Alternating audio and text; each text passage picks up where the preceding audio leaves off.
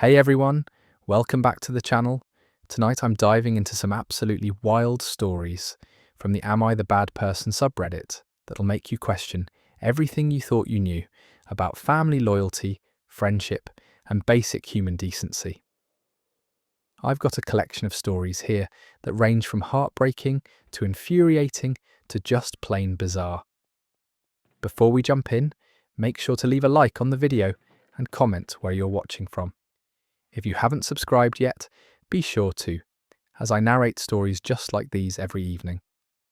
Anyway, grab whatever, get comfortable, and well, prepare yourself.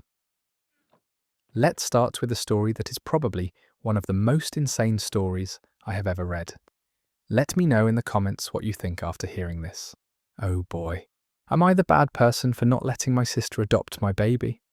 I'm 19 and currently 6 months pregnant. This wasn't exactly planned, but I've decided to keep my baby and raise them myself. I've been working 2 jobs to save up money. I've got a supportive partner, and honestly, I'm excited about becoming a mum, even though I know it's going to be challenging. My sister Rachel is 34 and has been trying to have kids with her husband for about 5 years now. They've gone through multiple rounds of fertility treatments, suffered several miscarriages, and it's been really hard on both of them. I genuinely feel terrible for what they've been through, and I've tried to be as supportive as possible during their journey. When I first told my family about my pregnancy, Rachel's reaction was not what I expected. Instead of congratulating me or asking how I was feeling, she immediately started talking about how this was a sign from the universe.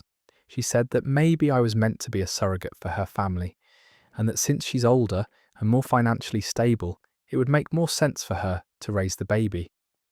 I was shocked because I'd never indicated that I was considering adoption or giving up the baby. I told her that I was planning to keep and raise my child, but she didn't seem to hear me. She kept talking about how she had a nursery already set up, how she'd been preparing for years to be a mother, and how she could provide opportunities that I couldn't at my age. Over the next few weeks, Rachel became increasingly persistent about this idea. She started sending me articles about teenage pregnancy statistics and how challenging it is to raise a child while you're still figuring out your own life. She showed me financial calculators about the cost of raising a child and kept emphasizing how much money she and her husband had saved up for when they became parents. She also started involving other family members in her campaign. She told my parents that she was worried about me ruining my future by having a baby so young, and that the responsible thing would be to let her adopt the baby. She said it would be better for everyone involved if the baby went to a home where they could have everything they needed. My mum pulled me aside and said that Rachel had been crying to her every night about how unfair it was that I could get pregnant accidentally while she'd been trying so hard for years. She suggested that maybe I should consider Rachel's offer because it would solve everyone's problems. I could finish school and start my career. Rachel could finally become a mother, and the baby would have a stable home. I told my mum that this was my baby and my decision, and that I wasn't interested in giving up my child just because Rachel couldn't have her own. My mum said I was being selfish and not thinking about what was best for the baby. She said that love wasn't enough to raise a child, and that I should be realistic about my limitations as a teenage parent. Rachel then started getting more aggressive in her approach. She offered to pay all my medical expenses and give me money for college if I would agree to let her adopt the baby. When I refused, she said I was being cruel and punishing her for something that wasn't her fault. She accused me of flaunting my fertility and not caring about family. The situation reached a breaking point last week when Rachel showed up at my apartment with adoption papers. She said she'd already spoken to a lawyer and that the process could be really simple if I just signed the documents. She had everything prepared, including a financial arrangement that she thought was generous. I told her absolutely not and asked her to leave. She started crying and saying that I was destroying her dreams and that she deserved to be a mother more than I did. She said she'd been preparing for this her whole adult life, while I was just a kid who got careless. She said the baby would be better off with parents who actually planned for them and could provide stability. Rachel said that if I really loved this baby, I would want what was best for them, and what was best was being raised by her and her husband. She accused me of being immature and selfish for wanting to keep a child I wasn't ready for, just to spite her. I finally lost my temper and told her that my baby wasn't a consolation prize for her infertility struggles, and that she needed to stop trying to guilt me into giving up my child. I said that her inability to get pregnant didn't give her rights to my baby, and that she was being manipulative and inappropriate. Rachel left in tears, and now half my family isn't speaking to me. My dad says I was unnecessarily harsh, and that I should understand how much pain Rachel is in. Several aunts and uncles have called to tell me that I should reconsider because Rachel would be a better parent than I could be at my age. My grandma even suggested that maybe this was God's way of helping Rachel become a mother, and that I should think about the bigger picture instead of being selfish. She said that in her day, young women who got pregnant often let their older relatives raise the children, and it worked out fine for everyone. Some family members have stopped inviting me to gatherings because they don't want to deal with the tension between me and Rachel. Others keep bringing up how much money Rachel and her husband have, and how they could send the baby to private schools and pay for college. I feel like I'm going crazy because everyone is acting like I'm being unreasonable for wanting to keep my own baby. Yes, I'm young, and yes, it's going to be challenging, but I have a plan and I have support from my partner. I've been responsible about prenatal care, I'm saving money, and I'm excited about becoming a mother. But now I'm starting to doubt myself because so many people are telling me I'm wrong. Maybe they're right, that Rachel would be a better parent. Maybe I am being selfish by keeping a baby I might struggle to provide for. I just don't know anymore. Am I the bad person for not letting my sister adopt my baby? That story is over.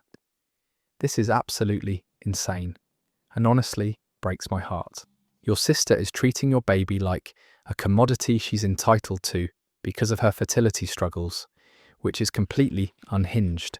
The fact that your entire family is pressuring you to give up your child because someone else wants them shows how toxic this situation has become.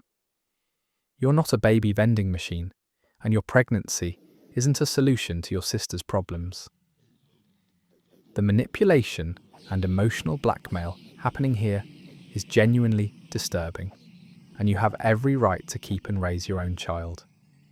Moving on to another family drama that's equally frustrating, but in a completely different way. Am I the bad person for not attending my dad's second wedding? I'm 23, and my parents divorced 2 years ago after I found out my dad was having an affair with his co-worker. The divorce was messy and devastating for our entire family, especially my mum, who had no idea what was happening until I accidentally discovered text messages on my dad's phone. My dad had been cheating with his co-worker Amanda for over a year before anyone found out. When everything came to light, he initially denied it, then tried to minimize it by saying it was just an emotional affair that had gotten out of hand. Eventually, the truth came out that they'd been sleeping together and that he'd been lying to our family for months about working late and business trips.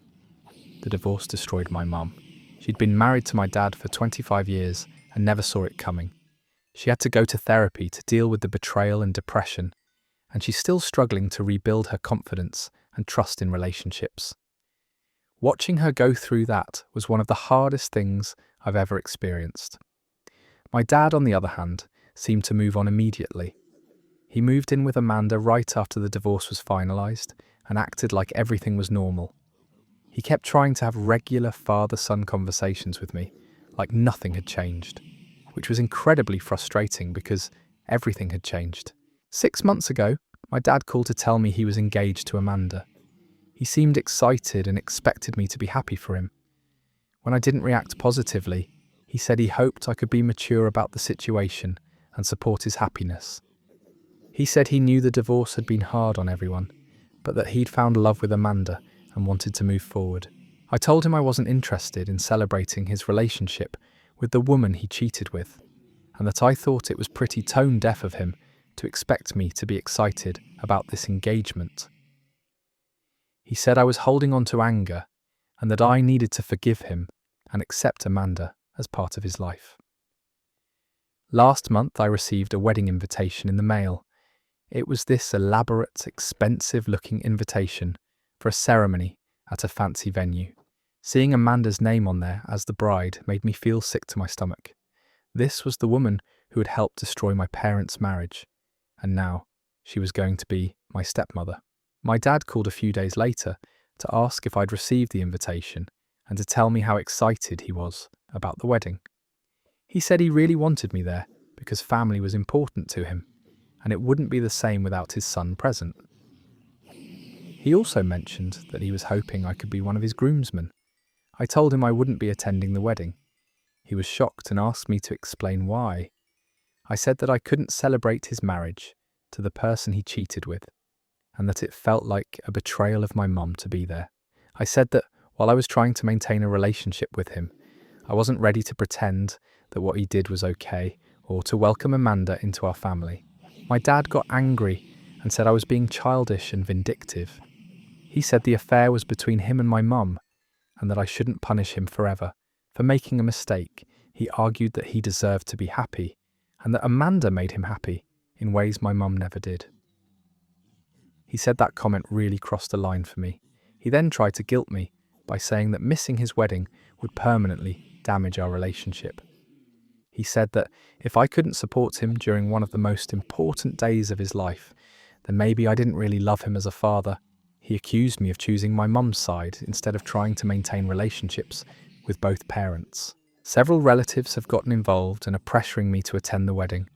My dad's sister called to say that family feuds aren't worth it and that I should be the bigger person. She said that my dad had made mistakes, but that everyone deserves a second chance at happiness. She also mentioned that boycotting the wedding would create permanent divisions in the family. My grandparents on my dad's side have also reached out saying they're disappointed in my decision. They said that no matter what happened between my parents, I should still support my father's major life events. They argued that holding grudges only hurts everyone involved and that I was being immature. Even some of my friends think I should go to keep peace in the family. They say that attending the wedding doesn't mean I approve of the affair, just that I'm willing to move forward for the sake of my relationship with my dad. They point out that staying angry forever won't change what happened and will only make my own life more difficult. But every time I think about sitting in that church watching my dad marry the woman he cheated with, I feel physically ill. It feels like I'd be betraying my mum and validating what he did. My mum hasn't said anything about whether I should go, but I know it would hurt her to see me there, celebrating this relationship. I also feel like attending would send the message that there are no real consequences for his actions. He destroyed our family, caused tremendous pain to my mum, and now expects everyone to just move on because he's happy. It doesn't seem fair that he gets to have his perfect wedding while my mum is still dealing with the emotional aftermath of his betrayal. The wedding is next month and my dad has stopped speaking to me since I confirmed I wouldn't be there. Amanda sent me a text saying she was disappointed because she was hoping we could start fresh and build a relationship. She said she understood why I was angry, but hoped I could find it in my heart to forgive them both. Am I the bad person for not attending my dad's second wedding? That story is finished. Your dad has some serious nerve expecting you to celebrate his marriage to his affair partner, while your mum is still picking up the pieces of her life. The manipulation and guilt-tripping is textbook cheater behaviour. He wants to rewrite history where he's the victim for facing consequences. You're not required to co-sign his happiness, especially when it was built on the destruction of your family. Standing by your principles doesn't make you vindictive. It makes you someone with integrity. Here's another story about family expectations that'll make your blood boil. Am I the bad person for charging my brother rent? I'm 28 and own a small 3-bedroom house that I worked really hard to afford. My younger brother Jake is 24 and graduated from college last year with a degree in graphic design. He's been struggling to find steady work in his field and has been living with our parents since graduation. About 6 months ago, Jake asked if he could stay with me temporarily while he looked for a job and saved up money for his own place. He said he needed to get out of our parents' house because living there was affecting his mental health and making it harder for him to feel like an independent adult. I understood that feeling and agreed to let him stay for a few months. Jake moved into my spare bedroom and initially seemed grateful for the opportunity. He helped with some household chores and was generally a decent roommate. I didn't charge him anything for the first 2 months because I wanted to help him get on his feet and I knew he didn't have much money. But as time went on, Jake became more comfortable and less helpful around the house. He stopped doing dishes, left messes in the common areas, and started treating my place like a free hotel rather than a shared living space. He also wasn't making much progress on finding steady employment, instead taking occasional freelance gigs that barely covered his personal expenses. After 3 months, I realised that Jake had settled in and wasn't actively working toward moving out. When I asked him about his timeline for finding his own place, he said he was still figuring things out and asked if he could stay a bit longer. I said that was fine, but that I thought it was time for him to start contributing financially to the household. I told Jake that I'd like him to pay $400 a month, which would cover his portion of utilities, groceries, and a small contribution toward the mortgage. This seemed reasonable to me since he was essentially getting a private bedroom in a nice house for much less than he'd pay for even a studio apartment in our area. Jake was shocked by this request and said he thought family was supposed to help each other without expecting payment. He argued that since I owned the house anyway, his presence wasn't really costing me extra money. He said charging him rent felt like I was trying to profit off of his difficult situation. I explained that him living there did increase my utility bills, grocery costs, and general wear and tear on the house. I also pointed out that I was giving up the option to rent the room to someone else who would pay market rate, which would be closer to $800 a month. I said $400 was already a significant discount and that I thought it was fair for him to contribute something. Jake said he couldn't afford $400 a month on his irregular freelance income. He suggested maybe $150 would be more reasonable, but I felt like that wasn't enough to cover his actual costs. We went back and forth trying to negotiate, but couldn't agree on an amount that worked for both of us. The situation got more complicated when our parents found out about the rent discussion. Jake had called them complaining about my request, and they called me to express their disappointment. My mum said she was surprised I would charge my own brother rent when he was already struggling financially. She said family should support each other during difficult times without making it transactional. My dad agreed and said that when I was younger and needed help, they never charged me for living at home or asked me to contribute financially while I was getting established. He said that asking Jake for rent showed that I cared more about money than about helping my brother succeed. They both suggested that since I was doing well financially and owned my own home, I should be willing to support Jake until he got on his feet. They said that $400 might not seem like much to me, but it could be the difference between Jake being able to save money and being stuck in a cycle of just getting by. My older sister also got involved and sided with Jake. She said that charging him rent was essentially forcing him to choose between helping me pay my mortgage and saving money to eventually move out. She argued that requiring him to pay rent might actually make it take longer for him to become independent, which would be counterproductive for everyone. The family pressure made me start to doubt my position. Maybe I was being too harsh by asking for rent when Jake was clearly struggling. Maybe I should be more patient and supportive during this transitional period in his life. Maybe charging family rent really was inappropriate and went against the values I was raised with, but at the same time, I felt like I was being taken advantage of.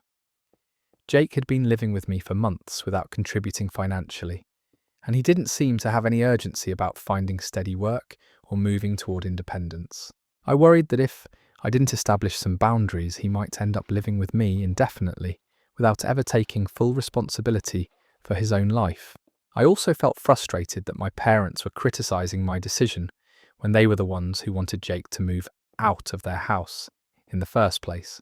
If they thought family should support each other unconditionally, why weren't they letting him stay with them rent-free instead of pushing him to live with me? After a lot of family drama and guilt-tripping, I decided to compromise. I told Jake he could stay for 3 more months without paying rent, but that after that, he would need to either start paying $400 a month or find his own place. I hoped this would give him enough time to find steady work while still establishing a clear expectation for the future.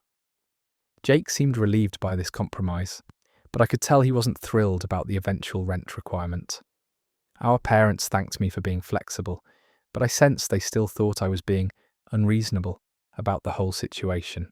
It's been 2 months since that conversation, and Jake still hasn't found steady work.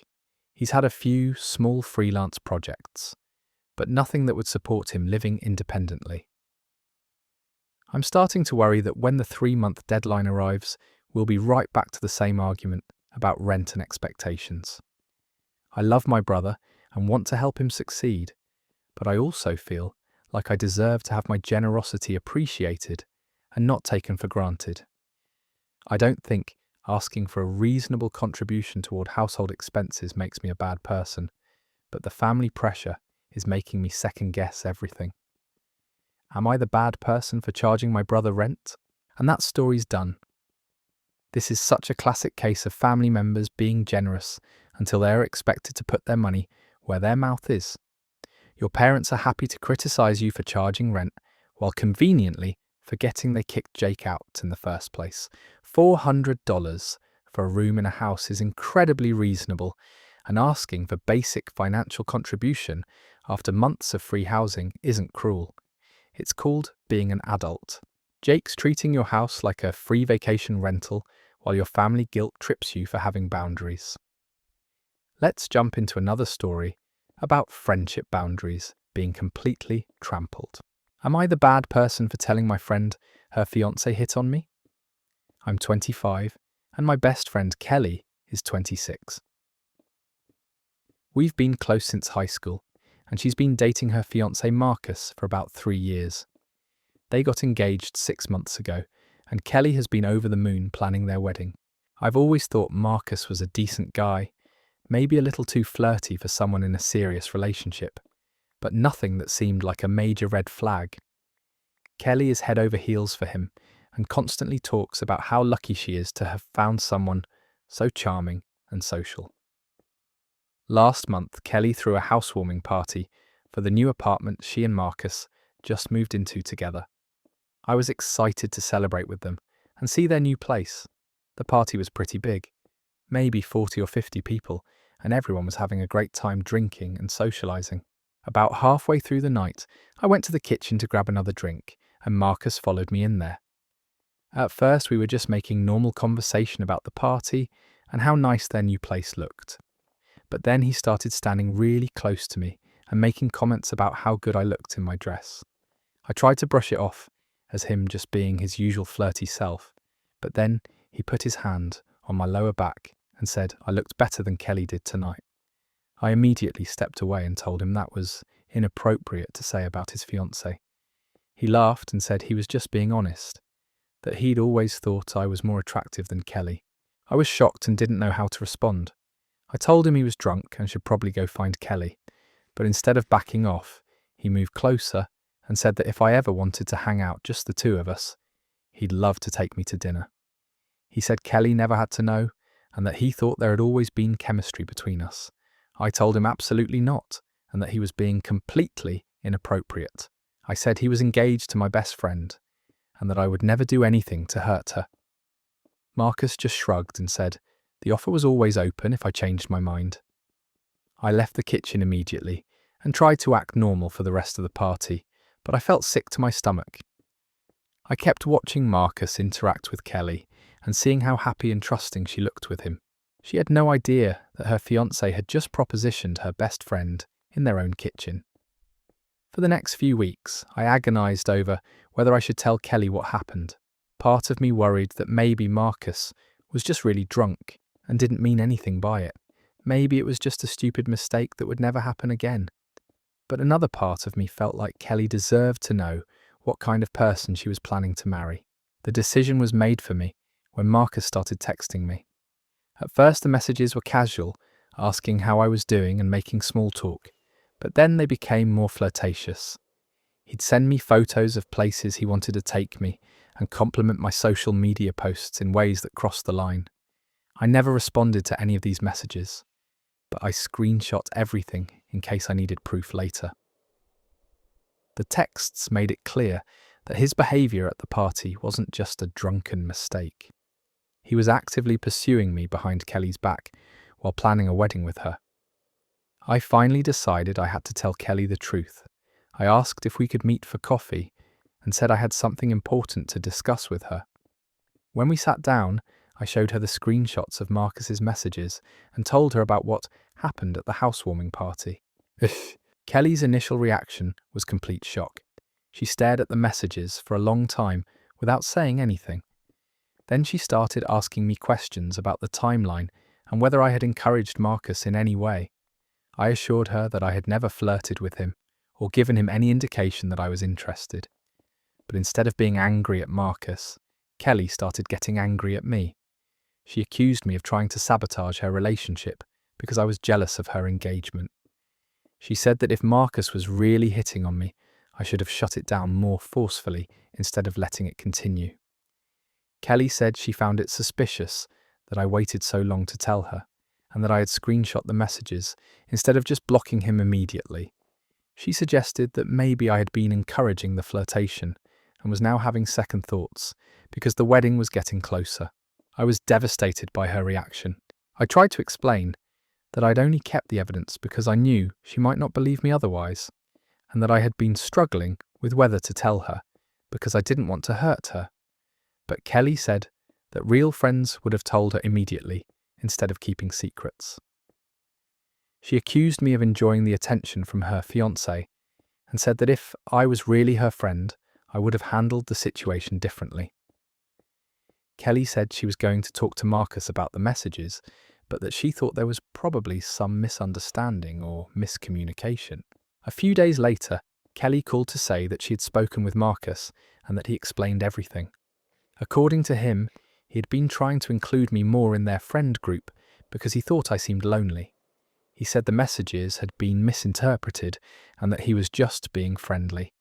Kelly said Marcus was hurt that I had taken his friendliness the wrong way and turned it into something inappropriate.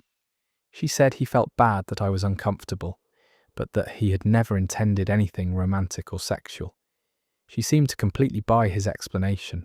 Kelly told me that Marcus had agreed to keep his distance from me to avoid any further misunderstandings, but that she was disappointed in how I had handled the situation. She said she expected better communication from her best friend, and that going behind her back with screenshots felt manipulative. Since then, our friendship has been strained. Kelly still talks to me, but things are awkward, and she's much less open about her relationship and wedding planning. She's also made several comments about people who try to create drama in other people's relationships. I feel like I'm in an impossible situation. I know what Marcus said to me, and I have proof of his inappropriate messages, but Kelly has chosen to believe his version of events. I'm worried that she's making a huge mistake by marrying someone who would hit on her best friend, but she doesn't want to hear it. Several mutual friends know about the situation, and they're divided. Some think I did the right thing by telling Kelly the truth, even though she didn't react well. Others think I should have handled it differently, or just stayed out of their relationship entirely. I keep second-guessing myself and wondering if I should have just ignored Marcus's behaviour instead of creating all this drama. Maybe Kelly is right that I misinterpreted his intentions.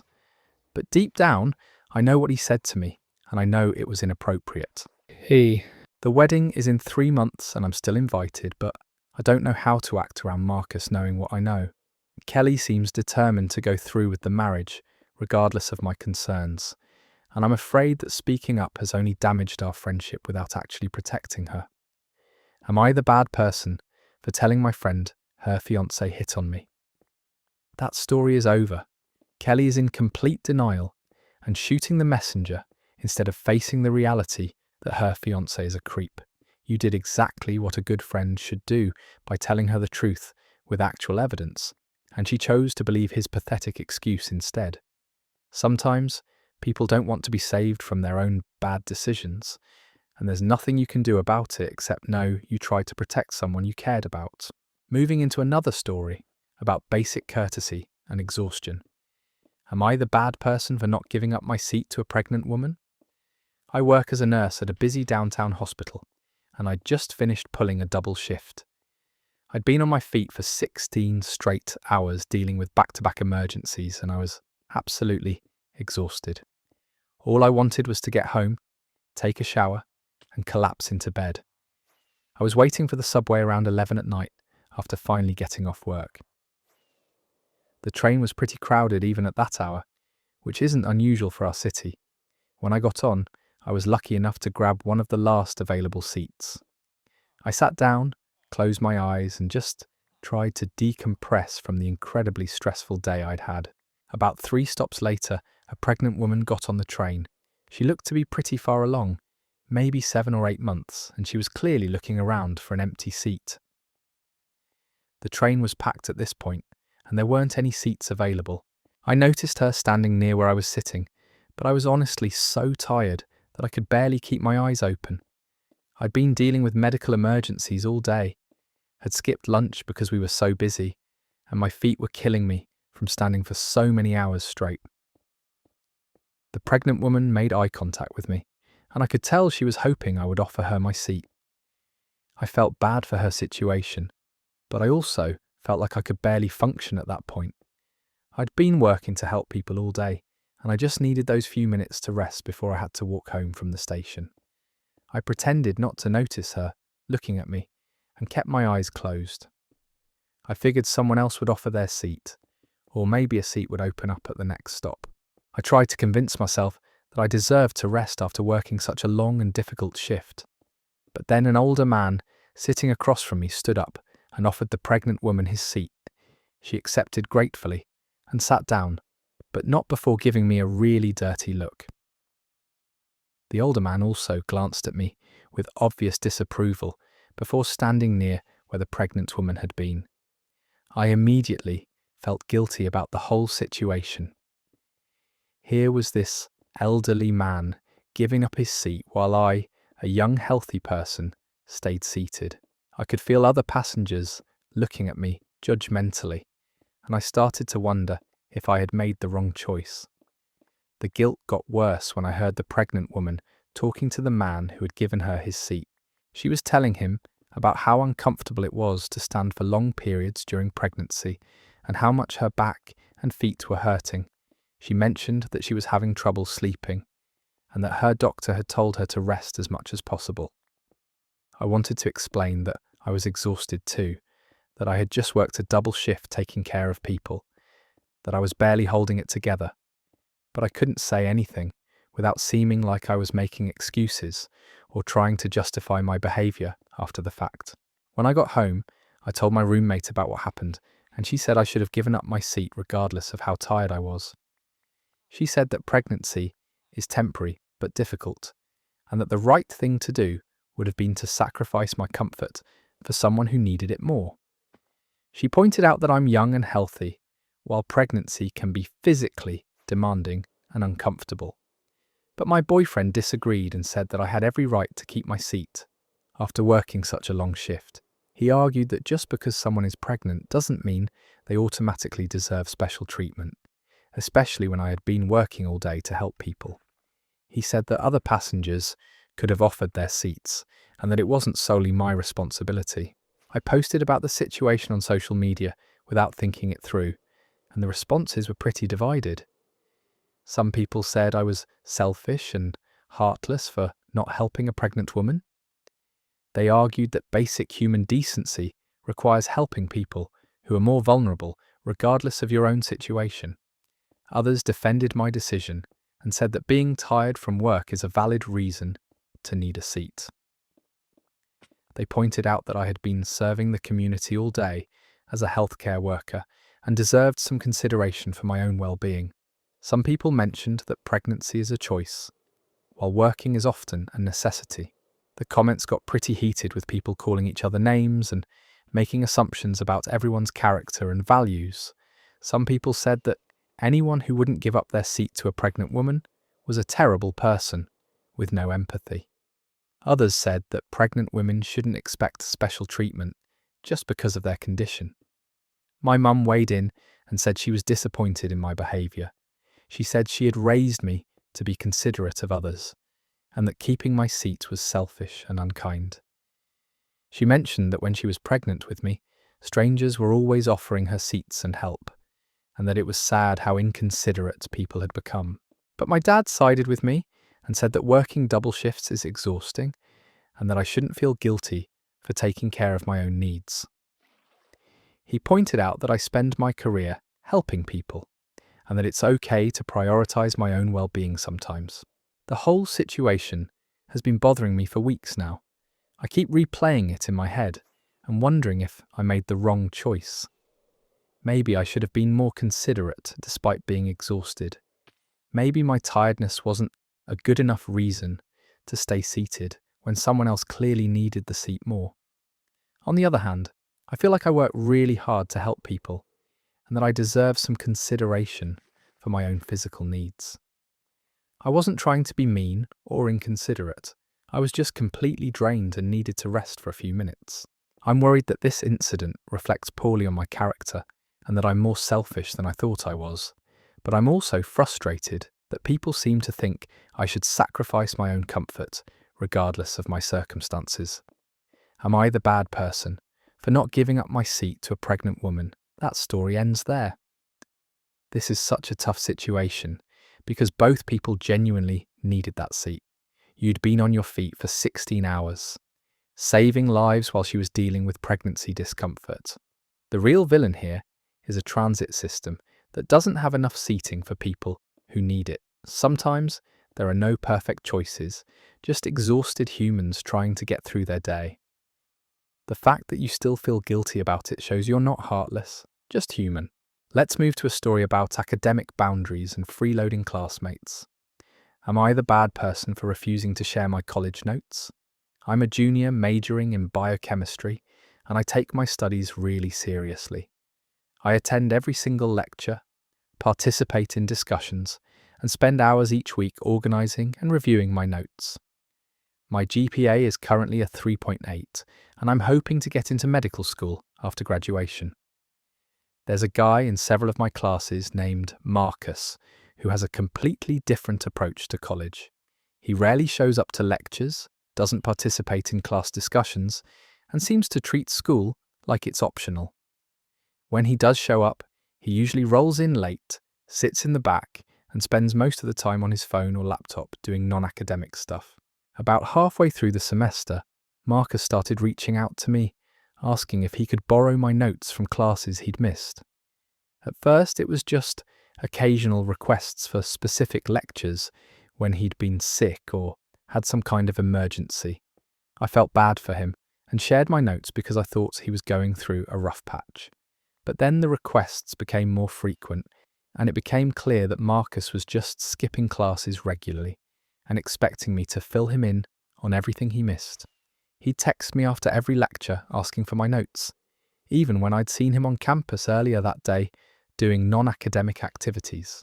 What really bothered me was that Marcus never seemed grateful for my help. He'd just ask for the notes like it was something he was entitled to, and he never offered anything in return. He didn't offer to study together, help with assignments, or even just say thank you most of the time. It felt like he was treating me like his personal note-taking service. The situation got worse as midterms approached. Marcus started asking not just for lecture notes, but also for my study guides, practice problems I'd worked through, and even my previous exam answers to use as study materials. He basically wanted me to hand over everything I'd worked on throughout the semester. When I hesitated to share all of my study materials, Marcus got pushy about it. He said that sharing notes was just what classmates do for each other, and that I was being selfish by hoarding information. He pointed out that we were all in this together, and that helping each other succeed should be the priority. He also tried to guilt me by saying that he was struggling financially and couldn't afford to miss work to attend every lecture. He claimed that he had to choose between going to class and paying his bills, and that classmates with more privilege should help out those who were less fortunate. I felt conflicted because I do believe in helping people who are struggling, but I also felt like Marcus was taking advantage of my hard work. I spend hours every week attending classes, taking detailed notes, and creating study materials. It didn't seem fair that he could just skip all of that work and still benefit from my efforts. The breaking point came right before our organic chemistry midterm. Marcus texted me, asking for all of my notes from the past month, plus my study guide and practice problems. He said he really needed to do well on this exam and was counting on my help to catch up on everything he'd missed. I told him that I wasn't comfortable sharing all of my study materials and that he should attend classes if he wanted access to the information. I suggested that he could get notes from the professor's office hours or form a study group with other students who actually attended lectures. Marcus got really angry and accused me of being selfish and competitive. He said that I was sabotaging other students' success because I wanted to make sure I had better grades than everyone else. He claimed that my refusal to help was the reason he might fail the class. He also started telling other students that I was refusing to share notes and painting me as someone who didn't care about helping classmates. Some people sided with him and said that sharing notes was basic courtesy among students. They made me feel like I was being unreasonably stingy with information. But other students understood my position and pointed out that Marcus never attended class or contributed anything to study groups. They said that expecting someone else to do all the work while you skip classes was unfair and that I had every right to keep my own study materials. My roommate thinks I should just share the notes to avoid drama, even if Marcus is being unreasonable. She says that helping classmates is more important than making a point about fairness, and that being generous with study materials is just part of college culture. But my older brother, who went through medical school, completely disagrees. He says that people like Marcus exist everywhere, and that enabling their behaviour just makes it worse. He argues that Marcus needs to learn responsibility, and that giving him my notes won't help him develop the study skills he'll need for future success. My parents are divided on the issue. My mum thinks I should be more generous and helpful to struggling classmates, while my dad says that Marcus is clearly taking advantage of my hard work and that I shouldn't reward that behaviour. The exam is next week and Marcus has been texting me daily asking for my notes.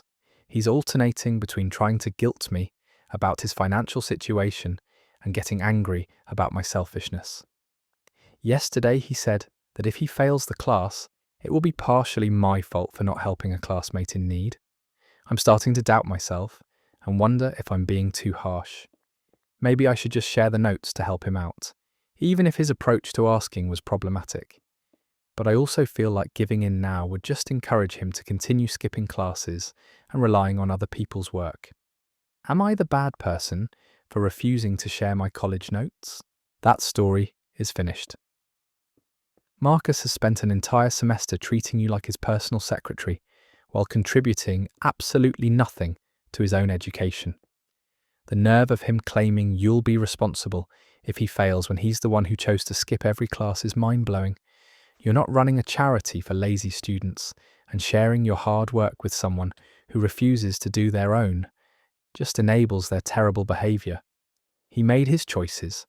Now he gets to live with the consequences. Here's another story about living situations and cleanliness standards that hits way too close to home. Am I the bad person for not letting my girlfriend move in? I've been dating Sarah for about 8 months, and our relationship has been great overall. We get along well, have fun together, and I genuinely care about her. My lease is up for renewal next month, and Sarah has been dropping hints about us moving in together. Last week she brought it up directly and asked if I wanted to find a place we could share. She said it would be more economical for both of us, and that she was excited about the next step in our relationship. I told her I needed some time to think about it, which seemed to hurt her feelings. The thing is, I have some serious concerns about living with Sarah based on what I've observed when spending time at her current place. Her apartment is consistently messy in ways that go beyond just being lived in or cluttered. There are dishes piled up in the sink for weeks at a time, food containers left out until they get moldy, and clothes scattered everywhere. Her bathroom is particularly bad, with hair clogging the drain, toiletries spilled all over the counter, and a general lack of basic cleaning. The few times I've used her shower, I've had to clean it first because it was so dirty. Her kitchen counters are sticky and covered with spills that have been there so long they've basically become permanent stains. I'm not a neat freak by any means, but I do like having a clean living space. I wash my dishes within a day of using them, I clean my bathroom weekly, and I keep common areas tidy. Sarah's approach to cleanliness is so different from mine that I worry we'd constantly clash about household responsibilities. When I've gently brought up the cleanliness issue before, Sarah gets defensive and says that she's too busy with work and school to worry about keeping everything perfect. She claims that I have unrealistic standards and that most people live more casually than I do. She's also made comments about how I'm uptight about cleaning and that I need to relax more about household mess. But it's not just about different cleanliness standards. I've noticed that when Sarah stays at my place, she doesn't clean up after herself there either. She'll leave dishes in my sink, doesn't make the bed after sleeping over, and has left personal items scattered around my apartment. When I ask her to clean up, she says she'll do it later, but later never seems to come. I've tried having conversations about expectations for shared living spaces, but Sarah seems to think I'm being controlling or unreasonable. She says that relationships require compromise and that I should be more flexible about these kinds of things. She argues that there are more important things to worry about than whether dishes get washed immediately. After thinking about it for a week, I told Sarah that I didn't think we should move in together yet. I explained that I had concerns about our different approaches to household maintenance and that I thought we should work on finding a better balance before sharing a living space. Sarah was really hurt and angry about my decision. She accused me of rejecting her and our relationship over something trivial like housework. She said that if I really loved her, I would be willing to compromise on these kinds of details instead of letting them prevent us from taking the next step together. She also said that my refusal to live with her felt like I was ashamed of her, or that I didn't see a future for our relationship. She pointed out that most couples eventually move in together, and that my reluctance suggested I wasn't as committed as she thought I was. When I tried to explain that it wasn't about rejecting her but about practical concerns, Sarah said I was making excuses. She claimed that I was using cleanliness as a way to avoid deeper commitment, and that I was being shallow for focusing on household chores instead of our emotional connection. Sarah's friends have gotten involved, and several of them have told me that I'm being unreasonable.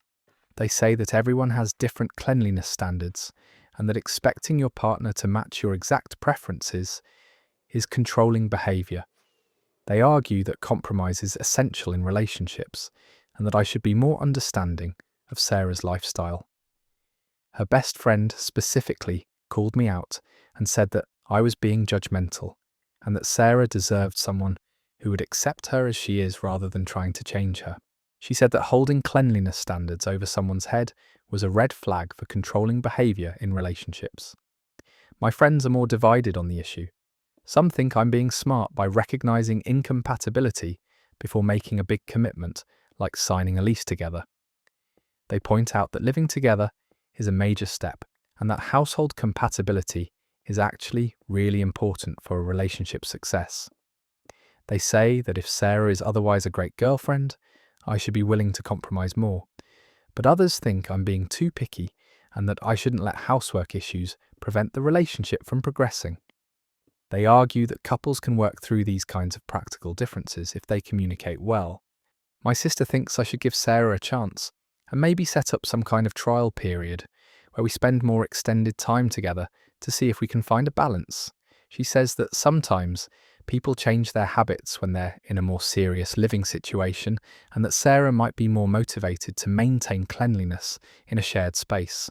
But my brother completely supports my decision and says that fundamental differences in cleanliness and responsibility are major, and that I'm smart to recognize potential of the most common sources of relationship problems, compatibility issues. He points out that household conflicts are one issues before they become bigger problems. Sarah has been distant since our conversation and says she needs to think about whether she wants to continue dating someone who doesn't want to live with her.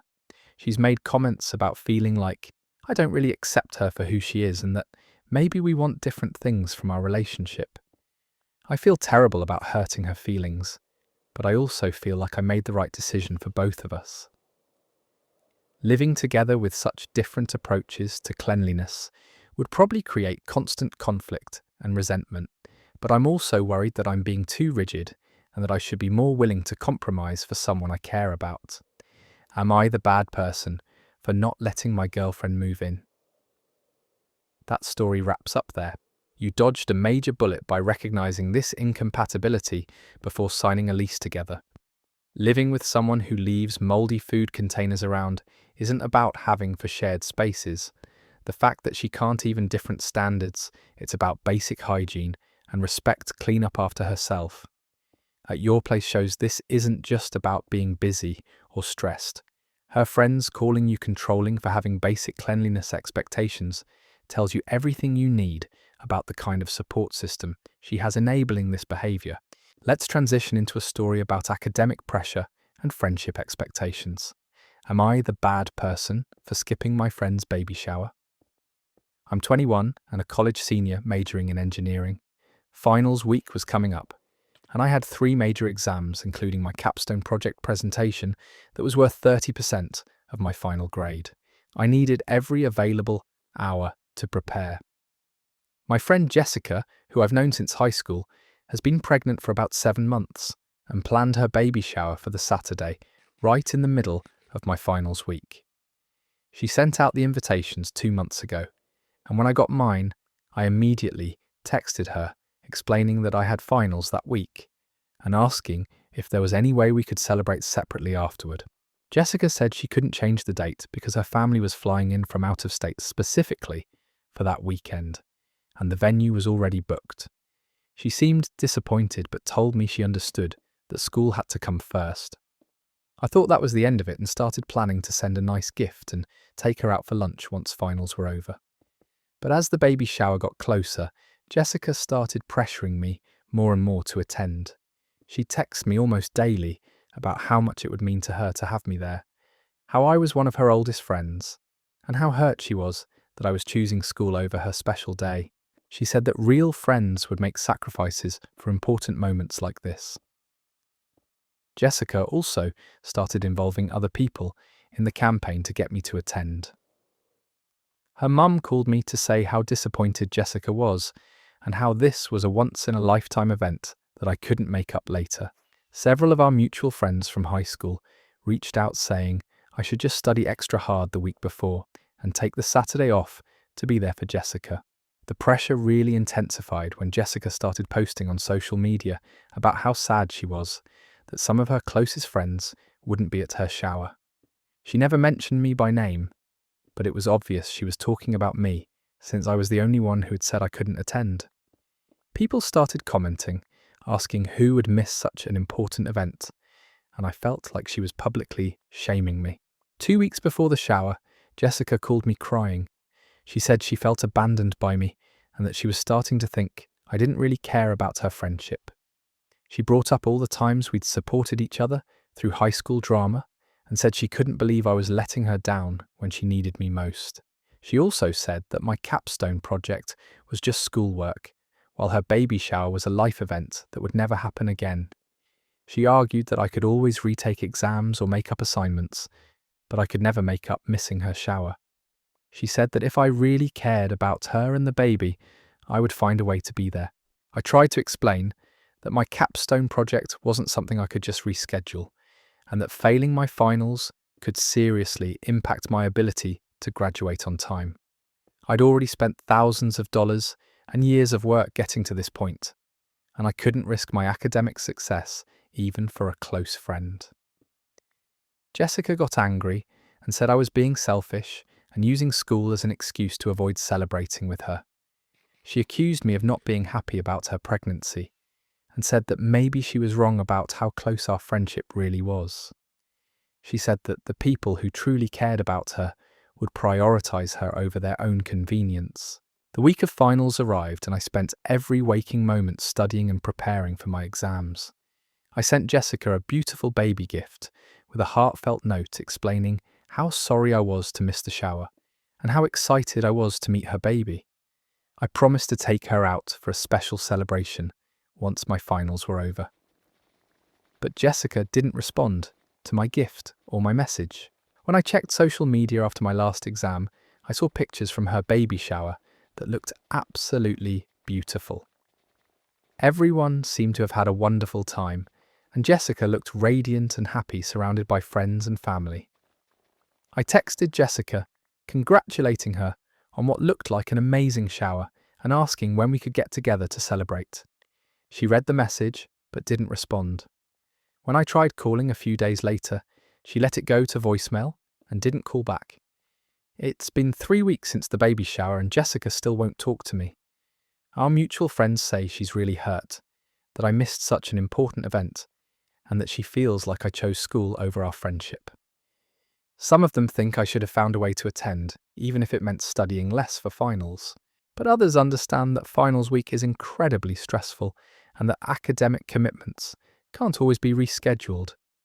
They think Jessica is being unreasonable by expecting me to risk my graduation for a party, even if it was an important one. My family is divided on the issue. My mum thinks I made the right choice by prioritising my education, especially since I'd explained the conflict months in advance. But my aunt thinks I should have made more of an effort to attend, since friendships require sacrifice and compromise. I feel terrible about hurting Jessica's feelings, but I also feel like I made the responsible choice by focusing on my finals. I worked really hard to maintain my GPA and couldn't risk everything I'd worked for, even for a close friend.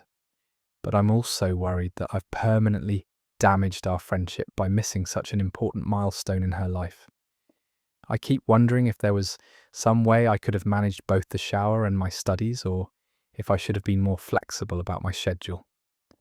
Maybe Jessica is right that real friends would have found a way to be there, regardless of other commitments. Am I the bad person for skipping my friend's baby shower? That story is over. Jessica is acting like you chose to skip her shower to go to a party instead of recognizing you were literally trying to graduate college. Finals week isn't some casual commitment you can reschedule around social events. The manipulation tactics and public shaming show she was more interested in controlling you than understanding your situation. Sometimes friendships don't survive major life transitions, and that might be what's happening here. You made the right call protecting your future, even if it cost you a friendship. Moving to another story about family obligations and vacation timing that's going to make you question everything. Am I the bad person for refusing to cancel my vacation? I'm 29 and I've been planning a 2-week trip to Europe for over a year. I saved up money, requested time off from work, booked flights and hotels, and even started learning some basic phrases in the languages of the countries I plan to visit. This vacation was going to be my first real break in 3 years, and I was incredibly excited about it.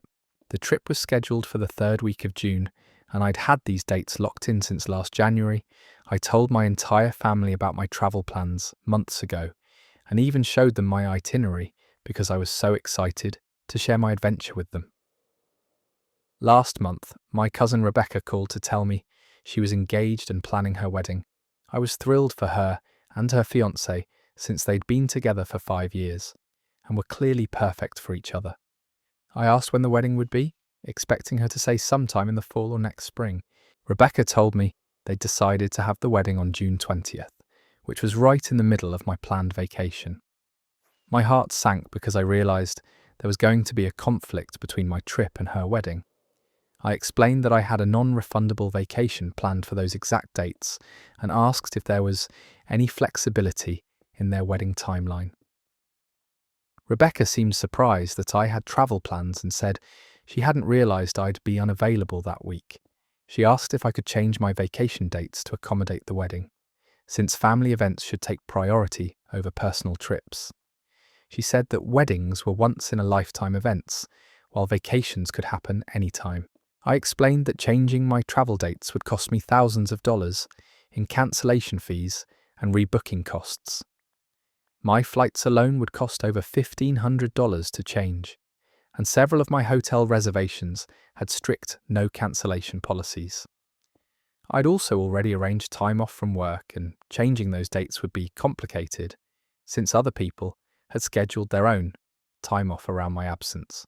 Rebecca said she was disappointed that I was prioritizing money over family, and that she'd always assumed I would be at her wedding. She pointed out that she'd invited me to be in the wedding party, and that my absence would create problems with the ceremony planning. I felt terrible about the situation, but explained that I simply couldn't afford to lose thousands of dollars on cancellation fees, especially when I'd planned this trip so far in advance. I offered to celebrate with them before or after my trip, and suggested that maybe we could have a special dinner when I returned. But Rebecca wasn't satisfied with this compromise.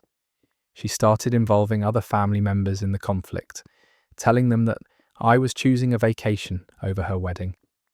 My aunt called to say how hurt Rebecca was and how disappointed the family would be if I missed such an important event. My mum got involved and said that family should always come first, regardless of financial considerations.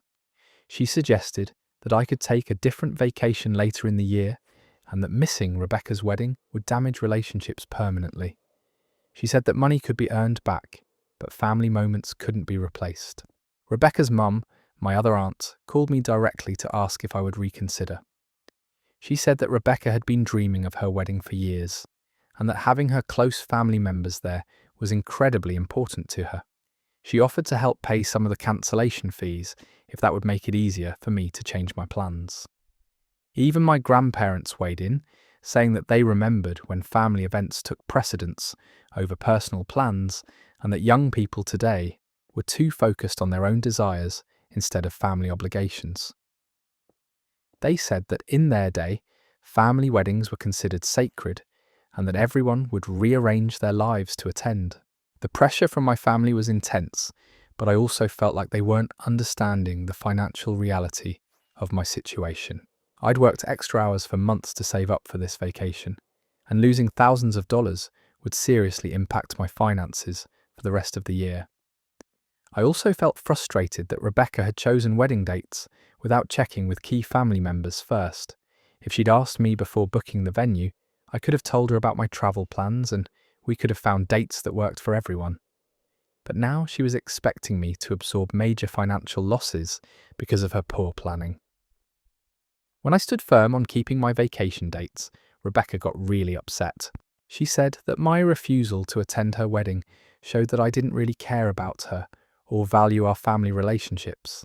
She accused me of being selfish and putting my own pleasure ahead of family obligations. She also said that having a key family member missing from her wedding photos would always remind her of my selfishness, and that she would never forget that I chose a vacation over her special day. She said that other family members were questioning my priorities, and that my absence would create awkward conversations during the reception. Some cousins and family friends have reached out saying they think I should find a way to attend the wedding, even if it means financial sacrifice. They argue that family events like weddings are more important than personal travel plans, and that I'll regret missing this milestone for the rest of my life. But a few people understand my position and think Rebecca should have checked with important family members before setting her wedding date. They point out that expecting someone to lose thousands of dollars on short notice isn't reasonable, especially when the conflict could have been avoided with better communication. My best friend thinks the whole situation is ridiculous and that Rebecca is being manipulative by involving the entire family in pressuring me. She says that adults should be able to make their own decisions about how to spend their time and money without family guilt trips. The wedding is next month, and I'm still planning to go on my vacation as scheduled. But the family drama has really dampened my excitement about the trip. I keep wondering if I'm making a huge mistake that will permanently damage my relationships with people I care about. Rebecca has stopped speaking to me entirely, and several family members have made comments about how disappointed they are in my choice. Some have even suggested that I shouldn't bother coming to future family events if I can't prioritize family when it really matters. I feel caught between financial reality and family expectations. I genuinely can't afford to lose thousands of dollars on this trip, but I also don't want to hurt Rebecca or damage my family relationships. I keep second-guessing myself and wondering if I should just take the financial hit to keep peace in the family. Am I the bad person for refusing to cancel my vacation? That story comes to a close. Rebecca planned her wedding without checking if important people were available, then had the nerve to demand you eat thousands of dollars in fees to fix her mistake. The family pile on about money not being as important as families rich coming from people who apparently aren't offering to cover your losses. You planned responsibly a year in advance while she gave you 1 month's notice and expects you to just absorb the consequences of her poor planning. Sometimes being family means understanding that people have their own lives and commitments. Here's our next story about financial boundaries and medical emergencies that'll test every belief you have about family obligations. Am I the bad person for not paying for my mum's surgery? I'm 28 and work as a teacher, so I don't make a huge salary, but I manage my money carefully and have been slowly building up my savings. My mum is 61 and was recently diagnosed with a condition that requires surgery. The procedure isn't considered emergency surgery, but it would significantly improve her quality of life and prevent the condition from getting worse over time.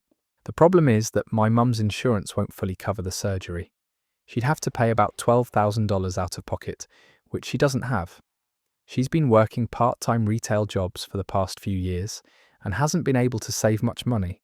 She's always lived paycheck to paycheck and never prioritized building an emergency fund. When my mum found out about the surgery costs, she immediately called me and my 2 siblings asking if we could help pay for the procedure. My older brother Mark makes good money as an engineer and said he could contribute about $4,000. My younger sister, Jenny, is still in grad school and can't afford to help much, but she offered to contribute $500. That left about $7,000 that still needed to be covered. My mum looked at me expectantly and said she was hoping I could pay the remaining balance since I don't have kids or major expenses like my siblings do.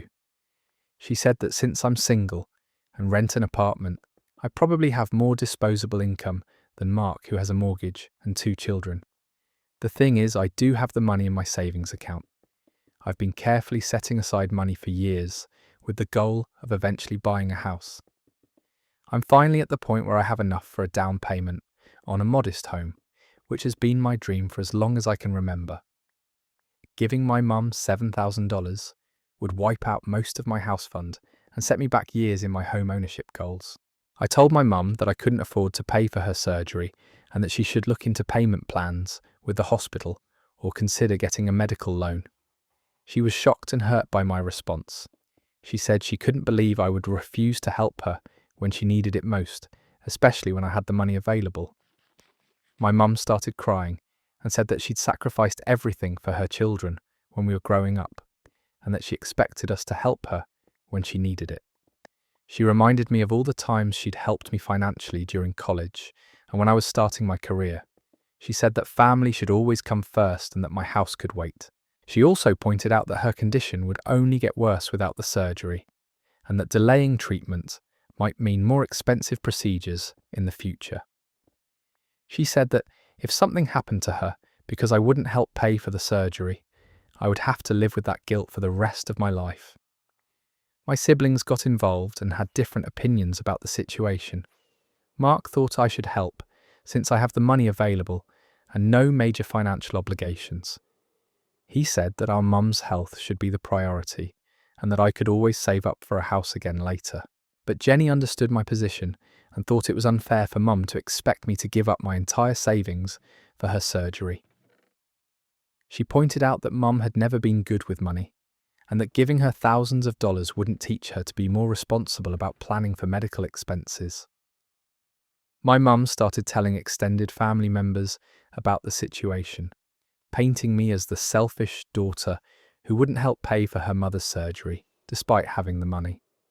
Several aunts and uncles called to express their disappointment in me and to ask why I was prioritising buying a house over my mother's health.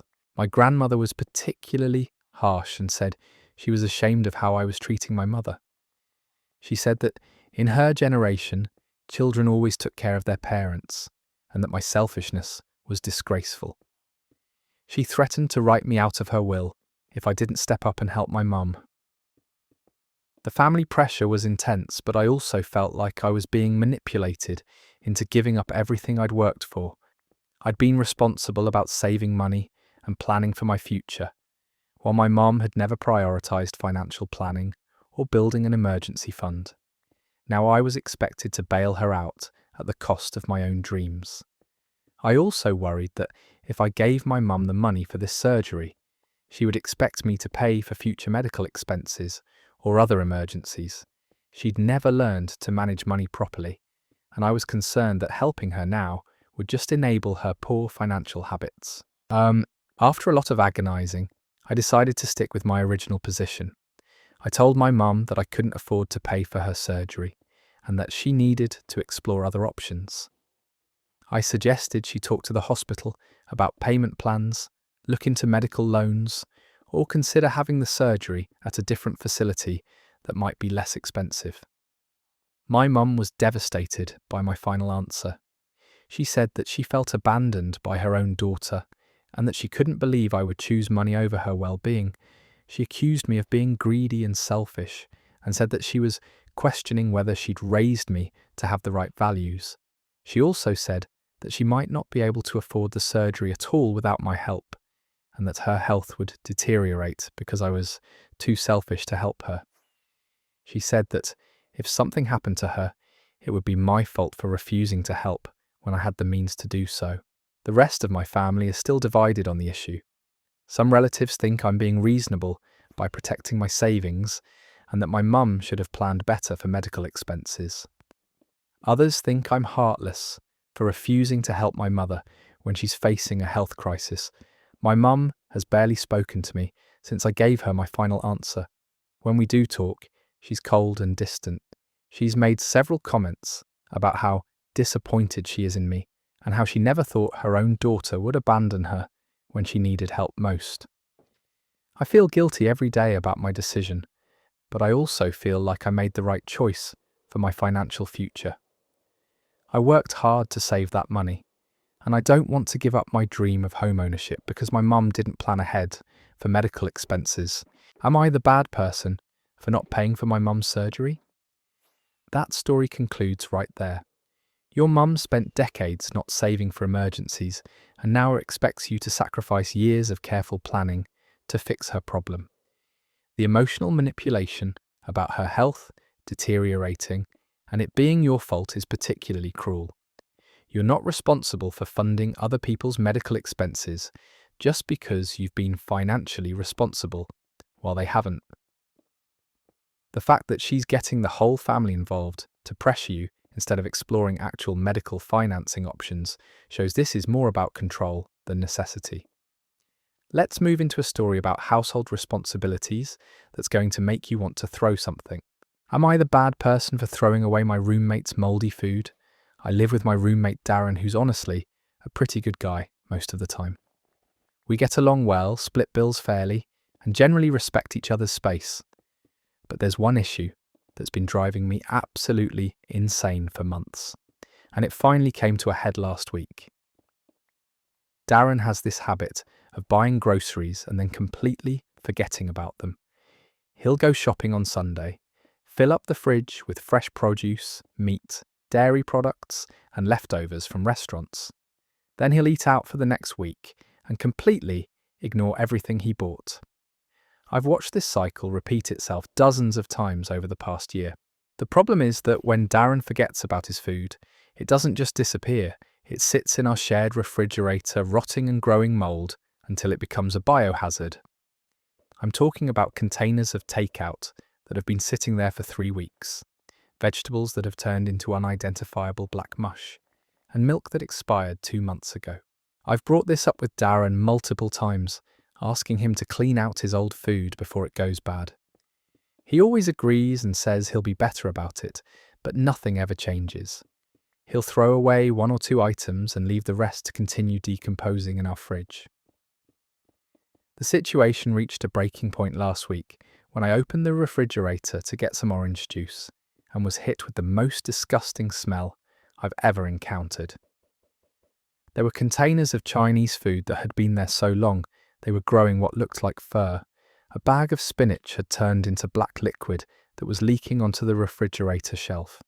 The smell was so bad that I actually gagged and had to step away from the fridge. I decided I'd had enough.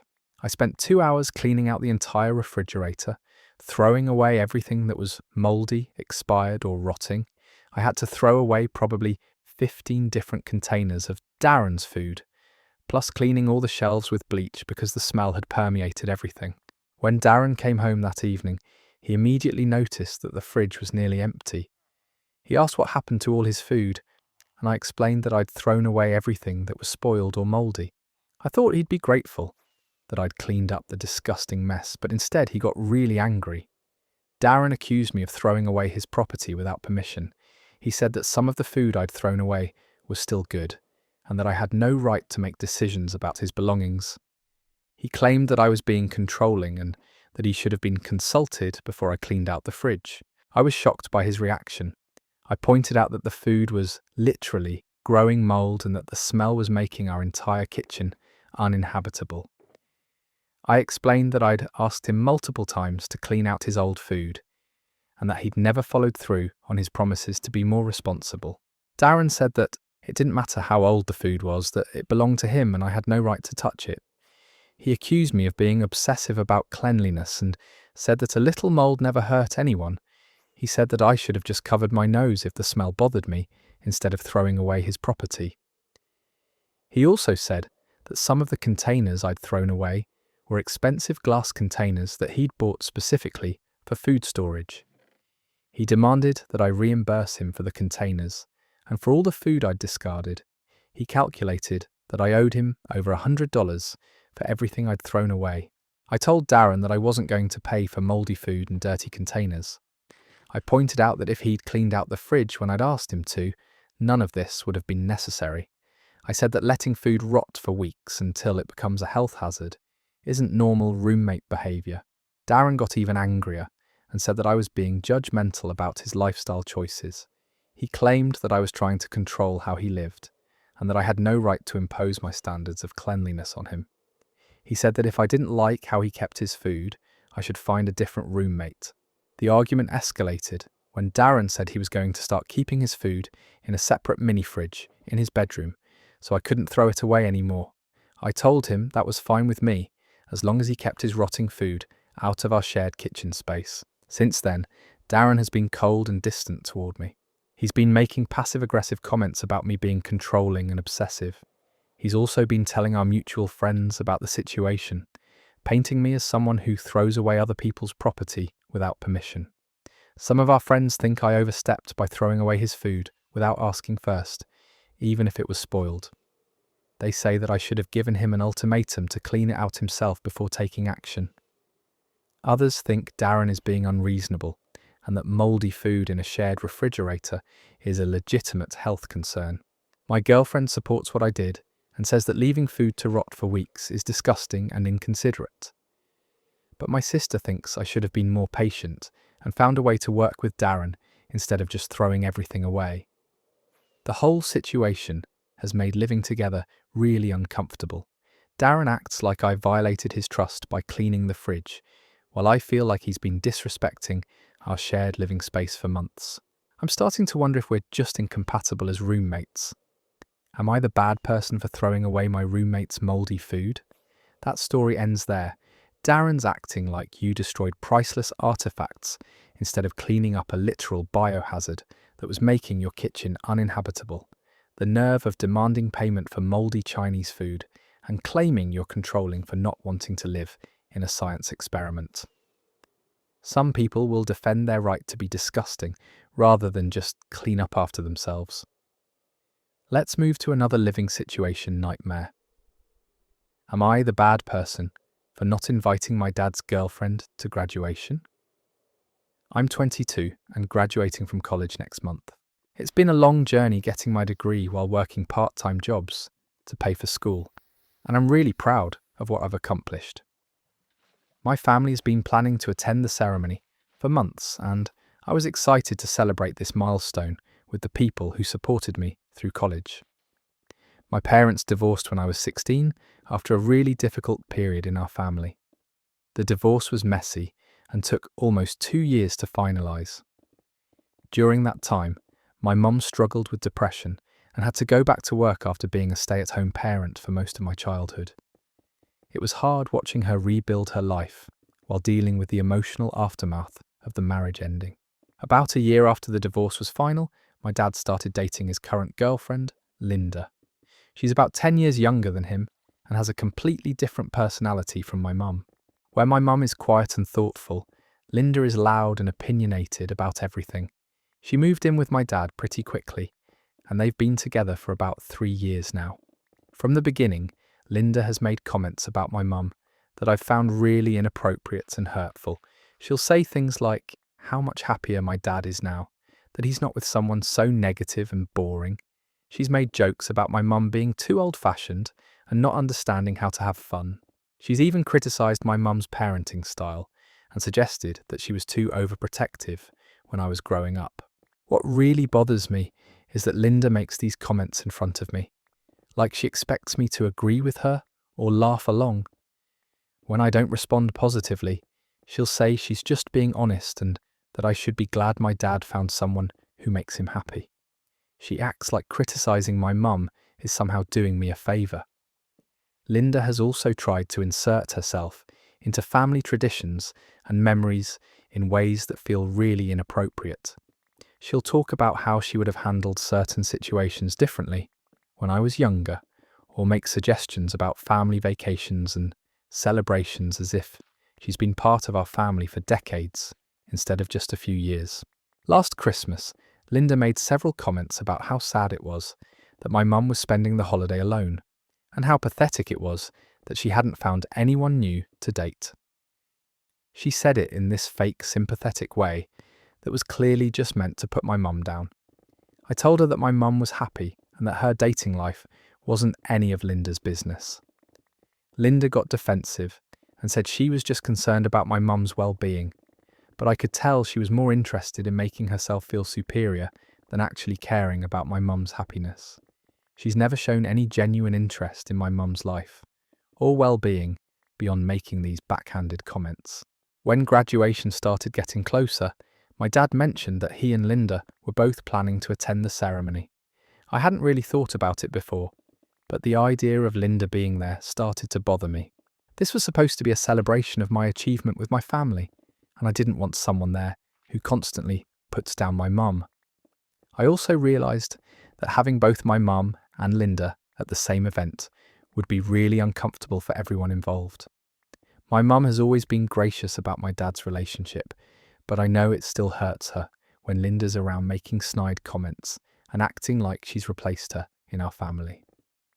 Last week I called my dad and told him that I would love for him to come to graduation, but that I'd prefer if Linda didn't attend. I explained that I wanted the day to focus on celebrating my accomplishment with close family, and that having Linda there would create unnecessary tension and drama.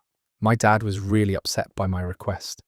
He said that Linda was part of his life now, and that excluding her from important family events was hurtful and unfair. He argued that she'd been supportive of my education and deserved to be included in celebrating my graduation. He said that if Linda wasn't welcome, then he might not come either. I tried to explain that it wasn't about Linda personally, but about keeping the day peaceful and focused on the celebration. I pointed out that Linda's tendency to make comments about my mum would probably cause problems during what should be a happy occasion. I said that there would be other opportunities for Linda to celebrate with us that wouldn't involve my mum being there. But my dad said I was being unfair to Linda and that I was letting my loyalty to my mum interfere with accepting his new relationship.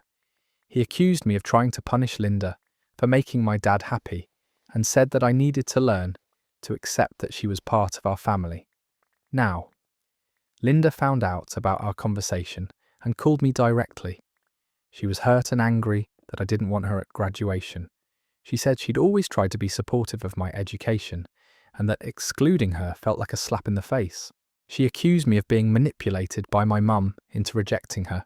She also said that she'd been looking forward to celebrating my graduation and that my decision to exclude her showed that I didn't really consider her family.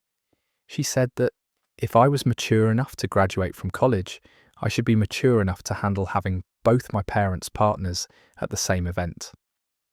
My dad has been cold toward me since this conversation, and he's threatening not to attend graduation at all if Linda can't come.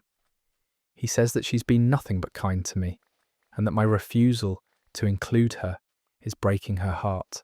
He's making me feel like I'm being cruel and unfair to someone who's tried to be a good stepmother figure.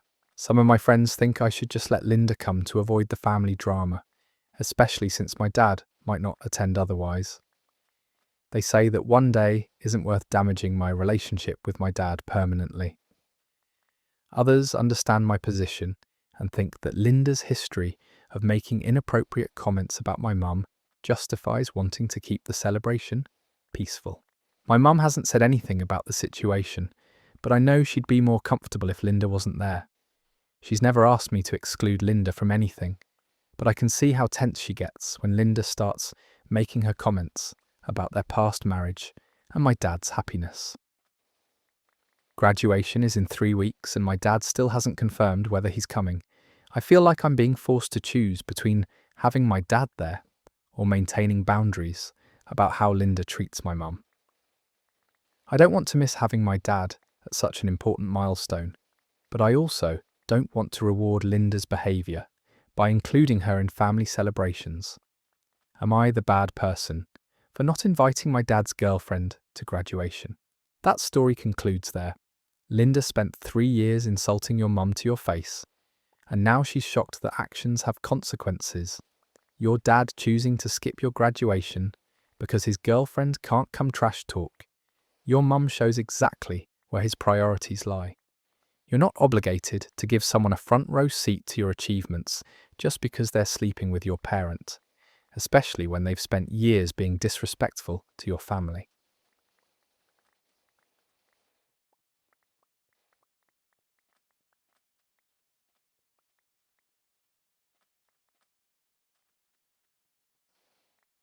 Let's go to the next story. Am I the bad person for not letting my mum move in with me? I'm 28 years old and I finally bought my first house last year after saving up for what felt like forever. It's nothing fancy, just a small 2-bedroom place, but it's mine and I'm incredibly proud of it. I've been living alone and absolutely loving the independence and peace that comes with having my own space. About 3 months ago, my mum called me and said she needed to talk about something important. She explained that she was having some financial difficulties and wondered if she could move in with me temporarily, just until she got back on her feet. She said it would probably only be for a few months, maybe 6 at the most. Here's the thing about my mum. She's always been terrible with money. Growing up, we were constantly moving from apartment to apartment because she couldn't keep up with rent. She'd spend money on things we didn't need, and then act surprised when the bills came due. I love her, but watching her financial decisions throughout my childhood was honestly traumatic and taught me to be extremely careful with my own money. When she asked to move in, I told her I needed some time to think about it. I spent a week really considering the pros and cons. The truth is, I worked incredibly hard to get to where I am now. I have a good routine. I've finally created a space that feels peaceful and organised, and I'm in a really good place mentally. I also know my mum. When she says a few months, she means indefinitely. When she says she'll contribute to expenses, she means she'll promise to contribute and then never actually do it. When she says she won't interfere with my life, she means she'll have opinions about everything from my dating life to my career choices to how I decorate my house. After a lot of thought, I called her back and told her that I didn't think it would be a good idea for her to move in. I explained that I valued my independence and that I thought it would be better for both of us if we maintained some boundaries. I offered to help her look for affordable housing options and said I could contribute a small amount toward a security deposit if needed. My mum did not take this well. She started crying and saying she couldn't believe her own son would turn his back on her in her time of need. She said she had raised me and sacrificed so much for me, and this was how I was repaying her. She accused me of being selfish and ungrateful. Within a few days, I started getting calls from other family members. My aunt called to say she was disappointed in me and that family should always come first. My grandmother said she was shocked that I would let my own mother struggle when I had the means to help. My cousin said I was being heartless and that I'd regret this decision someday. The guilt campaign has been relentless. My mum has been posting vague things on social media about how hard it is when your own children abandon you. She's been telling everyone who will listen about how her ungrateful son won't help her, despite having a big house with extra rooms. Here's what really gets to me though. My house isn't big. It's a small 2-bedroom place, and I use the second bedroom as a home office, since I work remotely part of the time. It's not like I have some mansion with empty guest rooms that I'm selfishly hoarding. Also, my mum's financial problems aren't due to some unexpected emergency. She lost her job 6 months ago, but instead of immediately looking for new work or cutting back on expenses, she spent 2 months taking what she called a mental health break. During this break, she went on a vacation with her boyfriend and bought a bunch of new clothes. Only when her savings ran out did she start seriously job hunting. I've been second-guessing myself constantly. Part of me wonders if I should just suck it up and let her move in. Maybe I am being selfish. Maybe family really should come first, and I should be willing to sacrifice my comfort and peace of mind for my mum. But then I remember what it was like growing up with her financial chaos. I remember the stress of never knowing if we'd have to move again, of watching her make impulsive purchases while complaining about not having money for groceries. I remember promising myself that when I grew up, I'd create a stable, peaceful life for myself. I've worked so hard to get where I am. I have a good job, I pay my bills on time, I've built up an emergency fund, and I finally have a space that feels like home. The thought of potentially losing all of that because my mum can't manage her finances is terrifying. My friends are split on this. Some say I should help family no matter what. Others say I have every right to protect my own stability and that my mum is an adult who should face the consequences of her choices. The pressure from my family is getting intense. My mum calls me crying almost every day, asking if I've changed my mind. My aunt has started sending me articles about the importance of caring for aging parents. My grandmother has threatened to cut me out of her will if I don't do right by my mother. I'm starting to feel like maybe I really am a terrible person. Maybe I should be willing to sacrifice my comfort and peace of mind for my mum. Maybe all these family members are right, and I'm just being selfish and ungrateful. But I also can't shake the feeling that letting her move in would be enabling her poor financial decisions and would ultimately hurt both of us. I've seen this pattern before, and I know how it ends. That story ends there. Honestly, this hits close to home because we've all dealt with family members who think their poor life choices should automatically become everyone else's responsibility. The guilt-tripping and social media manipulation campaign is just next-level toxic behavior. Sometimes the most loving thing you can do is refuse to enable someone's destructive patterns, even when they're family. Setting boundaries doesn't make you heartless, it makes you healthy. Let's move on to our next story, and this one involves wedding drama that spiraled completely out of control. Am I the bad person for refusing to be a bridesmaid? My friend Jessica and I have been close since college, about 8 years now. She got engaged last summer and asked me to be one of her bridesmaids, which I was initially excited about. I've never been in a wedding party before, and I thought it would be fun to be part of her special day. When Jessica first asked me, she said the bridesmaid dresses would probably be around $200 and that we'd do a simple bachelorette party, maybe just a weekend trip somewhere nearby. I told her I'd be honoured to be her bridesmaid and that I was looking forward to celebrating with her. Over the next few months, Jessica's vision for her wedding kept getting more and more elaborate. The bridesmaid dresses went from $200 to $450. The bachelorette party evolved from a weekend trip to a 5-day vacation in Miami with luxury accommodations. She also added additional events like a bridesmaid luncheon, a rehearsal dinner party, and multiple dress shopping trips.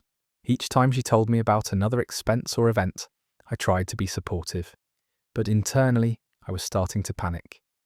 I work as a teacher, and my budget is pretty tight. I've been trying to save money to move out of my tiny studio apartment, and these wedding expenses were quickly eating into my savings.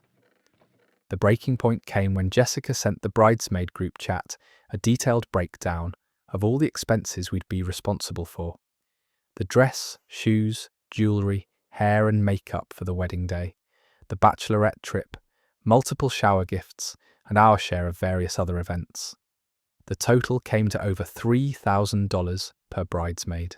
I stared at that message for probably 20 minutes trying to figure out how I could possibly make this work. $3,000 is more than I make in a month after taxes. It would completely wipe out my savings and probably put me in debt. I called Jessica and explained that I was really sorry, but I couldn't afford to participate as a bridesmaid with all these expenses.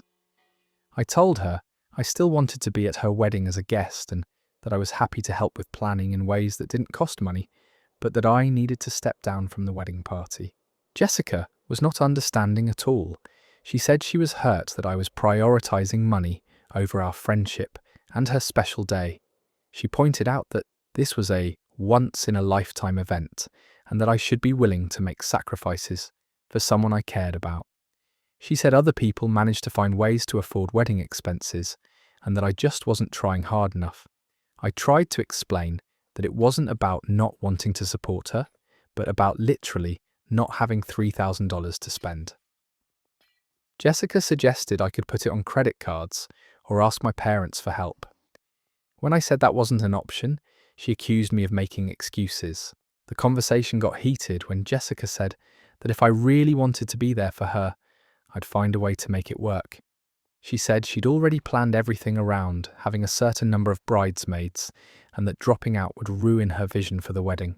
She asked if our friendship really meant so little to me that I'd bail over money. I told her that our friendship meant a lot to me, which was exactly why I was being honest about my financial limitations instead of agreeing to something I couldn't afford and then letting her down later.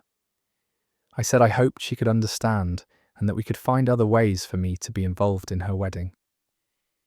Jessica said she needed time to think about it and that she was really disappointed in me.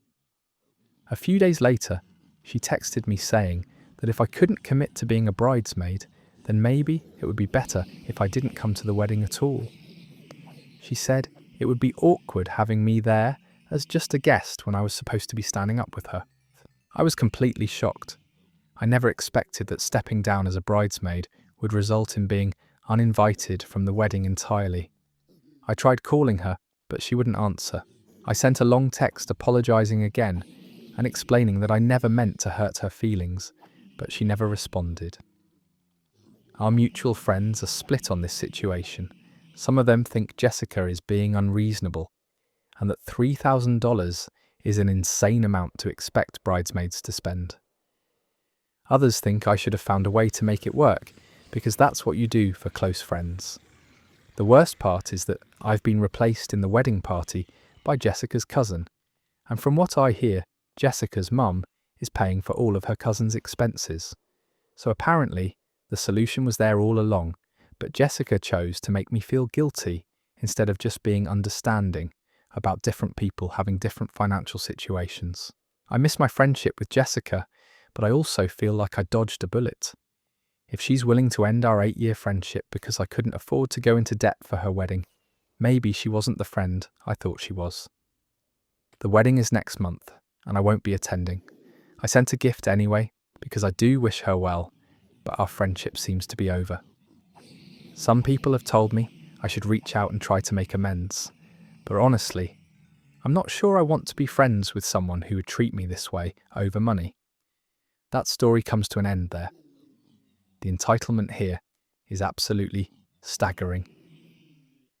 $3,000 for the privilege of being in someone's wedding party? That's more than some people spend on their entire wedding. Jessica basically ended an 8-year friendship because her friend couldn't afford to go into debt for her party. The fact that she had a backup plan all along with her cousin just makes it even worse. Real friends don't demand financial sacrifice as proof of loyalty.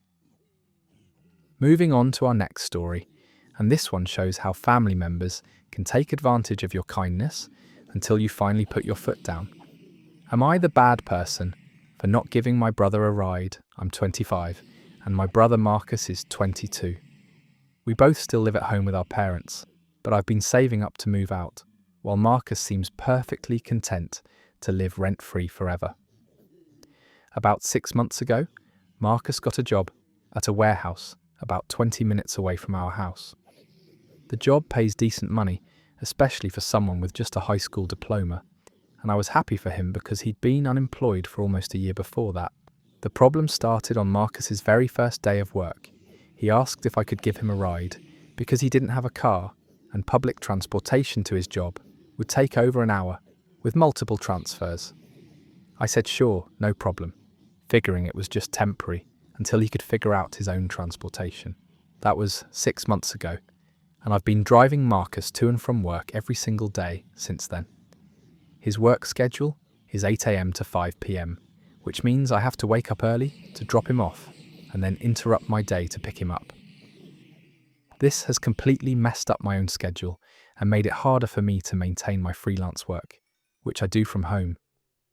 At first, I didn't mind helping out because I figured Marcus was working on getting his own transportation, but weeks turned into months, and Marcus never seemed to be making any progress toward buying a car or even learning to drive better. He has a learner's permit, but has never bothered to take his driving test. The most frustrating part is that Marcus has been making good money at this job. He should easily be able to afford a used car by now, especially since he has no real expenses living at home. But instead of saving for a car, he's been spending his money on video games, eating out, and going to concerts with his friends. I've brought up the transportation issue several times, suggesting that he start looking for a used car, or at least take his driving test so he could potentially borrow our parents' car sometimes. Marcus always agrees that he should do these things but then never actually follows through. Last month I started getting really frustrated because driving Marcus around was interfering with my work. I had to turn down several freelance projects because I couldn't commit to being available during the times when I needed to drive him. I was essentially losing money to provide him with free transportation. I sat Marcus down and told him that I needed him to find alternative transportation within the next month. I explained that driving him was affecting my work, and that after 6 months it was time for him to take responsibility for getting himself to and from his job. Marcus got defensive and said he was still figuring things out and needed more time. He pointed out that I wasn't really doing anything during those drive times anyway, so it shouldn't be a big deal. He said he'd start looking for a car soon, but that he didn't want to rush into buying something unreliable. I told him I understood he wanted to make a good decision, but that I couldn't continue being his personal chauffeur indefinitely. I gave him 1 more month to figure something out, whether that meant buying a car, taking his driving test, carpooling with a coworker, or finding some other solution. That month came and went with no progress from Marcus. He kept saying he was looking at cars but never actually went to see any. He never took his driving test. He never even asked around at work to see if anyone lived nearby who might be interested in carpooling. So last Monday, I told Marcus I wouldn't be driving him to work anymore. I reminded him that I'd given him plenty of notice and that it was his responsibility to get to his job. I suggested he could take an Uber for the short term while he figured out a permanent solution. Marcus completely freaked out. He said I was being selfish and that I was going to make him lose his job. He accused me of not caring about his success and said that a good brother would be willing to help out for as long as needed. He said I was basically sabotaging his life because I was jealous that he had found a good job. Our parents got involved and they're split on the issue. My mum thinks I should continue helping Marcus until he gets a car, saying that's what family does for each other. My dad thinks Marcus has had plenty of time to figure things out and needs to learn responsibility. Marcus ended up having to call in sick to work on Monday and Tuesday while he figured out alternative transportation. He's been taking Ubers for the past week, which is costing him about $30 a day round trip. He's furious about the expense and keeps saying this is all my fault. Yesterday, Marcus told me he might have to quit his job because the Uber costs are eating up too much of his paycheck. He said if he loses this job, it'll be entirely my fault for abandoning him when he needed help. He's been giving me the silent treatment and has told our extended family that I'm trying to sabotage his career. I feel terrible that Marcus might lose his job, but I also feel like I've been more than patient. 6 months of free rides while he spent his money on entertainment instead of transportation seems pretty generous to me. I don't think it's unreasonable to expect a 22-year-old to figure out how to get himself to work. Some of my friends think I should have given Marcus more notice or helped him find a carpool situation. Others think 6 months was already too generous and that I should have set boundaries much sooner. That story ends right there. The level of entitlement is just mind-blowing here. 6 months of free chauffeur service while spending money on video games and concerts instead of transportation. Marcus had every opportunity to solve this problem and chose not to because he had a free ride. Sometimes the only way people learn responsibility is when their safety net gets pulled away. That's not sabotage, that's called growing up. Our next story is about workplace dynamics and how some people think your success should automatically become their success. Am I the bad person for not sharing my bonus with my sister? I work in sales for a tech company, and this year I had an absolutely incredible quarter. I landed 3 major clients that I'd been working on for months, and it resulted in the biggest bonus I've ever received in my career. We're talking about a substantial amount of money that's going to let me finally pay off my student loans and put a decent down payment on a condo. I was so excited about this bonus that I made the mistake of mentioning it to my family during our weekly Sunday dinner. I wasn't bragging or anything, I was just genuinely happy and wanted to share my good news with the people I care about. My parents were proud of me, my brother congratulated me, and initially everyone seemed happy for my success. But then my sister Emma pulled me aside after dinner. She's 24 and has been struggling to find steady work since she graduated from college last year. She's been living with our parents and doing various part-time jobs while looking for something in her field, which is graphic design. Emma told me she was really happy for my success, but then she said something that completely caught me off guard. She asked if I would consider sharing some of my bonus with her, since she was going through such a tough time financially. She said it would really help her get back on her feet and maybe even move out of our parents' house. I was honestly speechless for a moment. The idea of giving away part of my bonus had never even occurred to me. This money represents months of hard work, late nights, and building relationships with difficult clients. I earned every penny of it.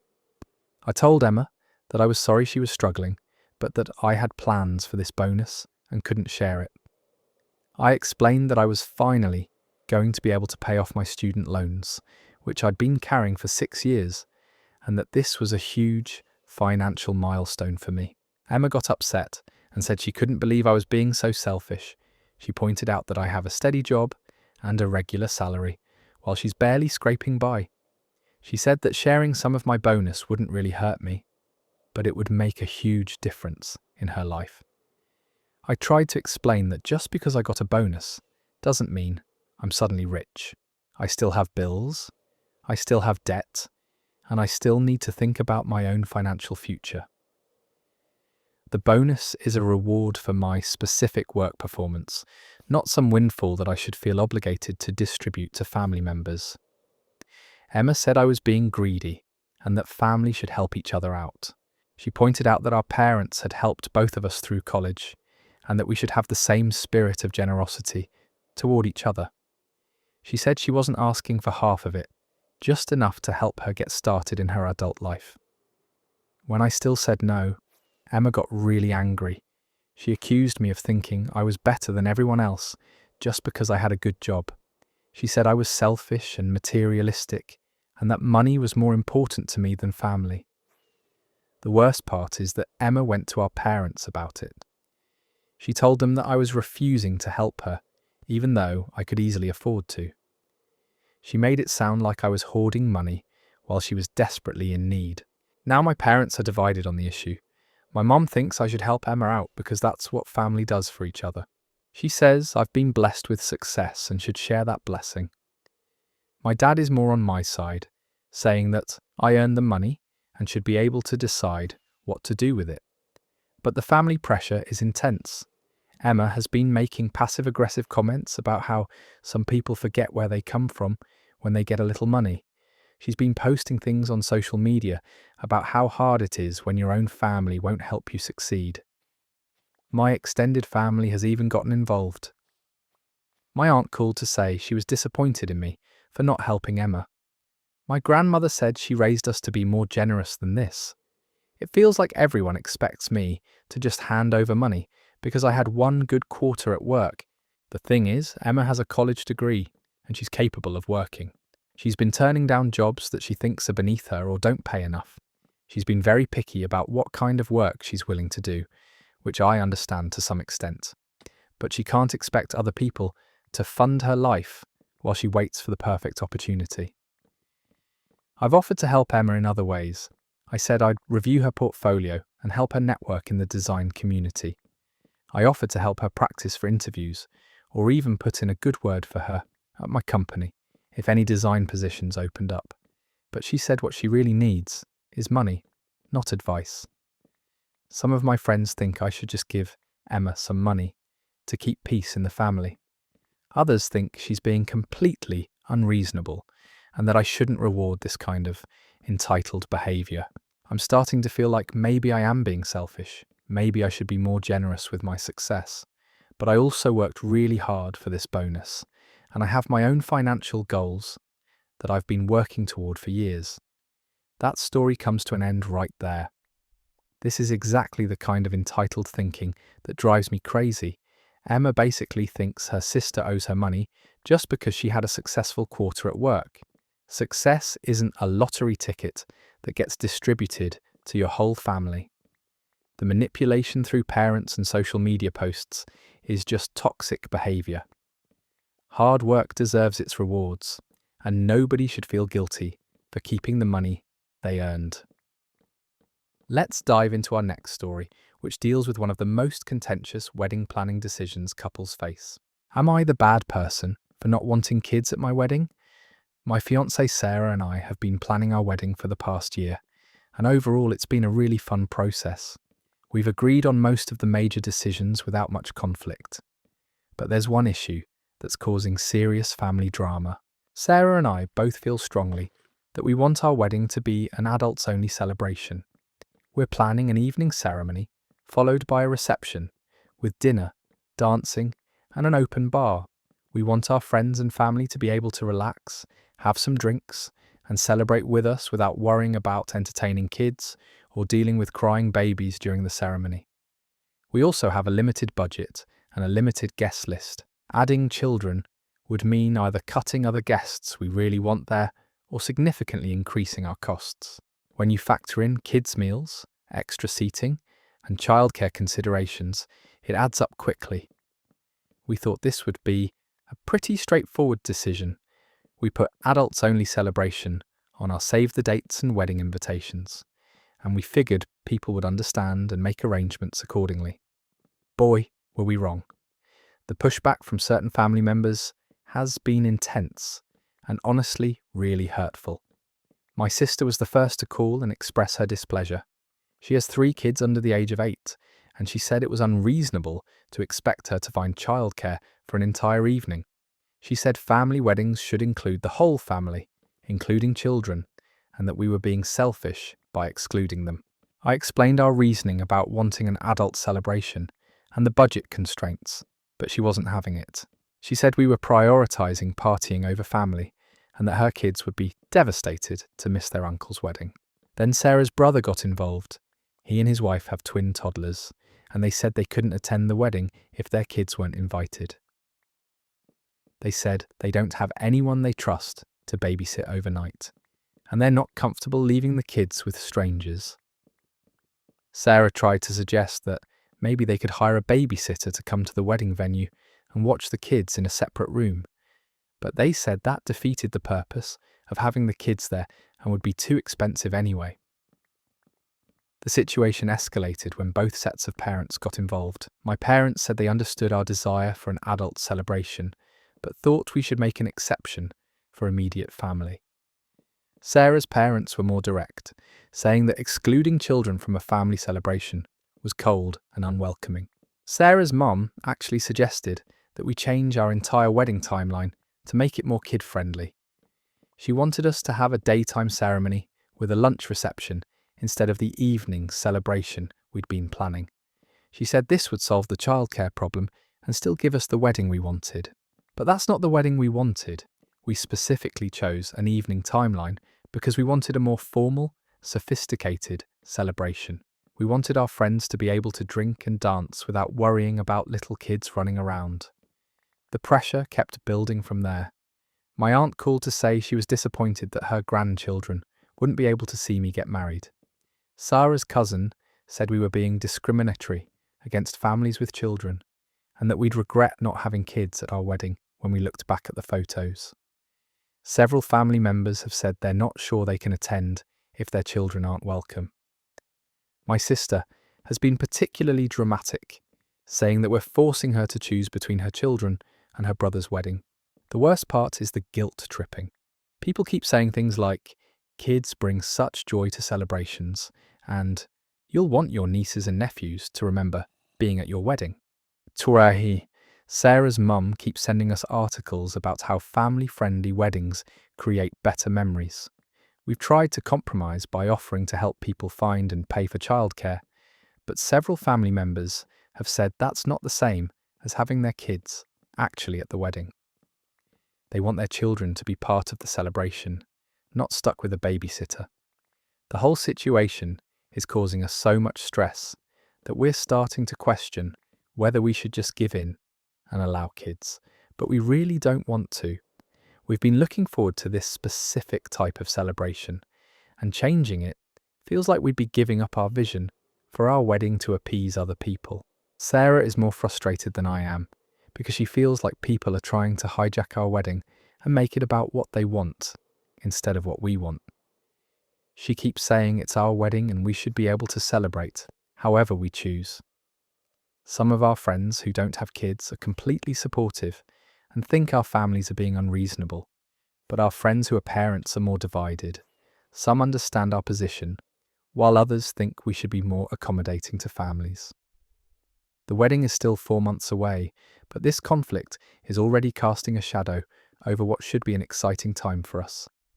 We're spending more time arguing with family members than we are enjoying our engagement. That story ends there. Wedding planning really brings out the worst in people, doesn't it? The entitlement of family members who think they can dictate someone else's wedding vision is just incredible. It's Sarah and Brian's wedding, not a family reunion. If people can't figure out childcare for one evening to celebrate their loved ones, maybe they need to examine their priorities. The emotional manipulation and guilt tripping over what should be a personal choice is completely out of line. Moving on to our next story about friendship boundaries and financial expectations. Am I the bad person for not lending my friend money? My friend Jake and I have been close since high school, about 10 years now. He's always been the type of person who's great to hang out with, but terrible with money. Over the years, I've watched him make a series of questionable financial decisions, from buying expensive gadgets he couldn't afford to taking vacations when he should have been paying bills. About 3 years ago, Jake started asking me for loans. It started small, maybe $50 or $100 here and there when he was short on rent or needed gas money. He always promised to pay me back quickly, and initially, he did. I didn't mind helping out a friend who was going through a rough patch, but over time, the amounts got bigger and the repayment got slower. Jake borrowed $300 for car repairs and took 6 months to pay it back.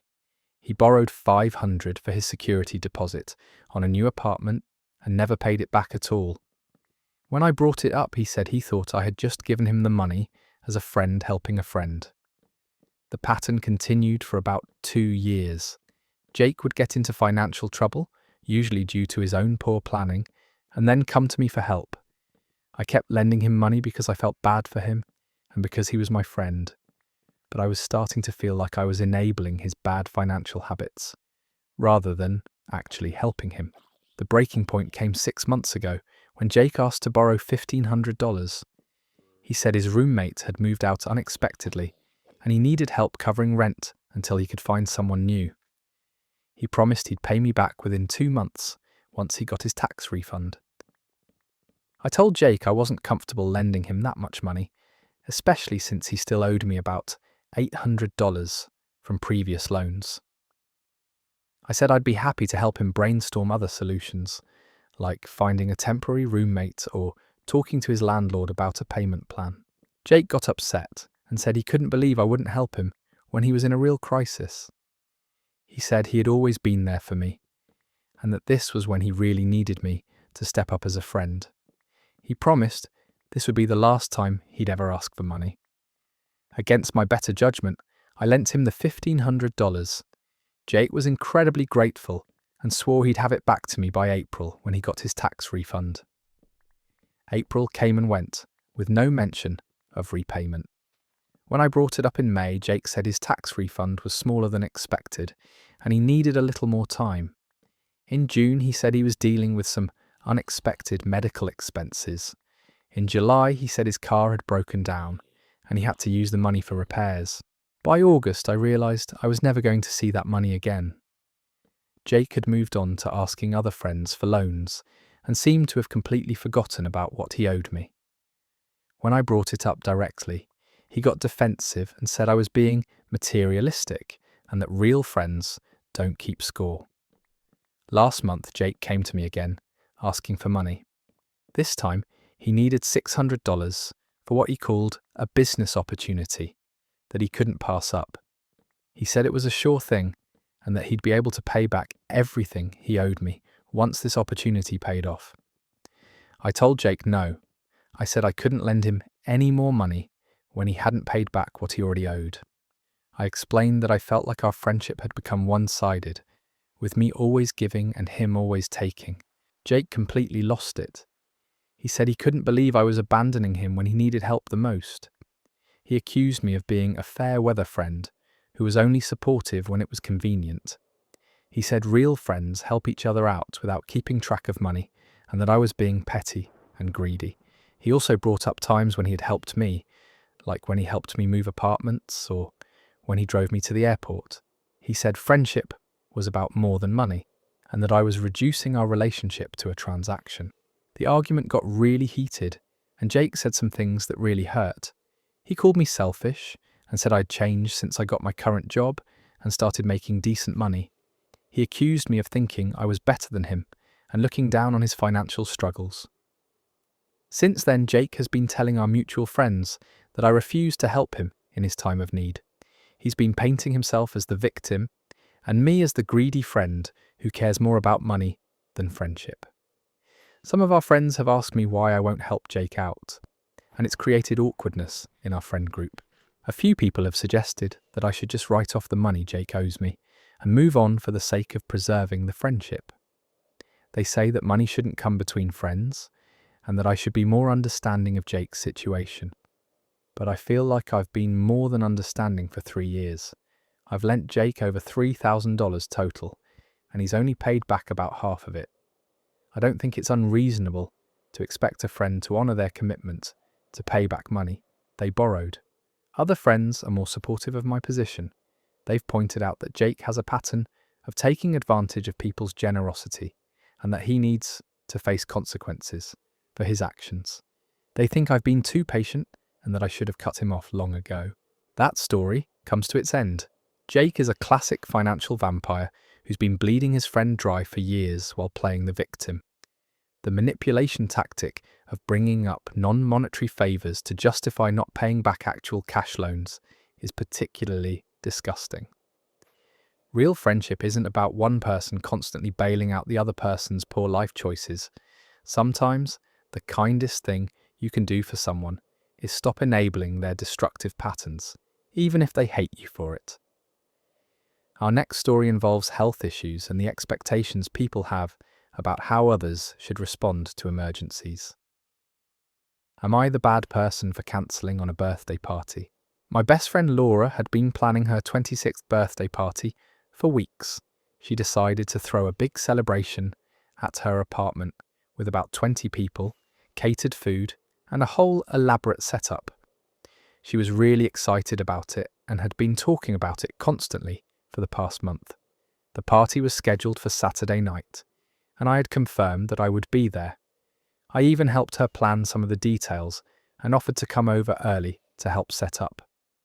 Laura was counting on me to be there since I'm basically her closest friend, and she wanted me to help her host and make sure everyone was having a good time. Saturday morning, I woke up with the worst migraine I'd had in months. Anyone who suffers from migraines knows that they're not just regular headaches. This was the kind of pain that makes you nauseous, sensitive to light and sound, and basically unable to function. I tried everything I could think of to make it better, took my medication, stayed in a dark room, but nothing was working. By afternoon, I knew there was no way I was going to be able to attend the party. Just the thought of being around loud music, bright lights, and 20 people talking and laughing made me feel even worse. I called Laura around 4 p.m. to let her know I wouldn't be able to make it. Laura was immediately upset. She said she couldn't believe I was bailing on her birthday party, especially since I had promised to help her host.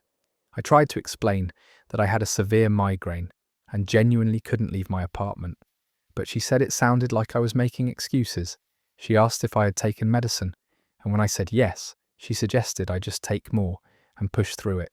She said everyone gets headaches and that I was being dramatic. Laura said her birthday only comes once a year and that I should be able to deal with a headache for a few hours to be there for her. I told her I really wished I could be there, but that I was actually worried I might throw up if I tried to go anywhere. Laura got even more frustrated and said I was ruining her party by backing out last minute. She said she had been counting on me to help her and that now she'd have to handle everything alone. She also pointed out that she had ordered extra food and drinks based on the guest count and that my absence would throw off all her planning. She said I should have warned her earlier if I wasn't feeling well, as if I had somehow planned to get a migraine. Laura then said something that really hurt.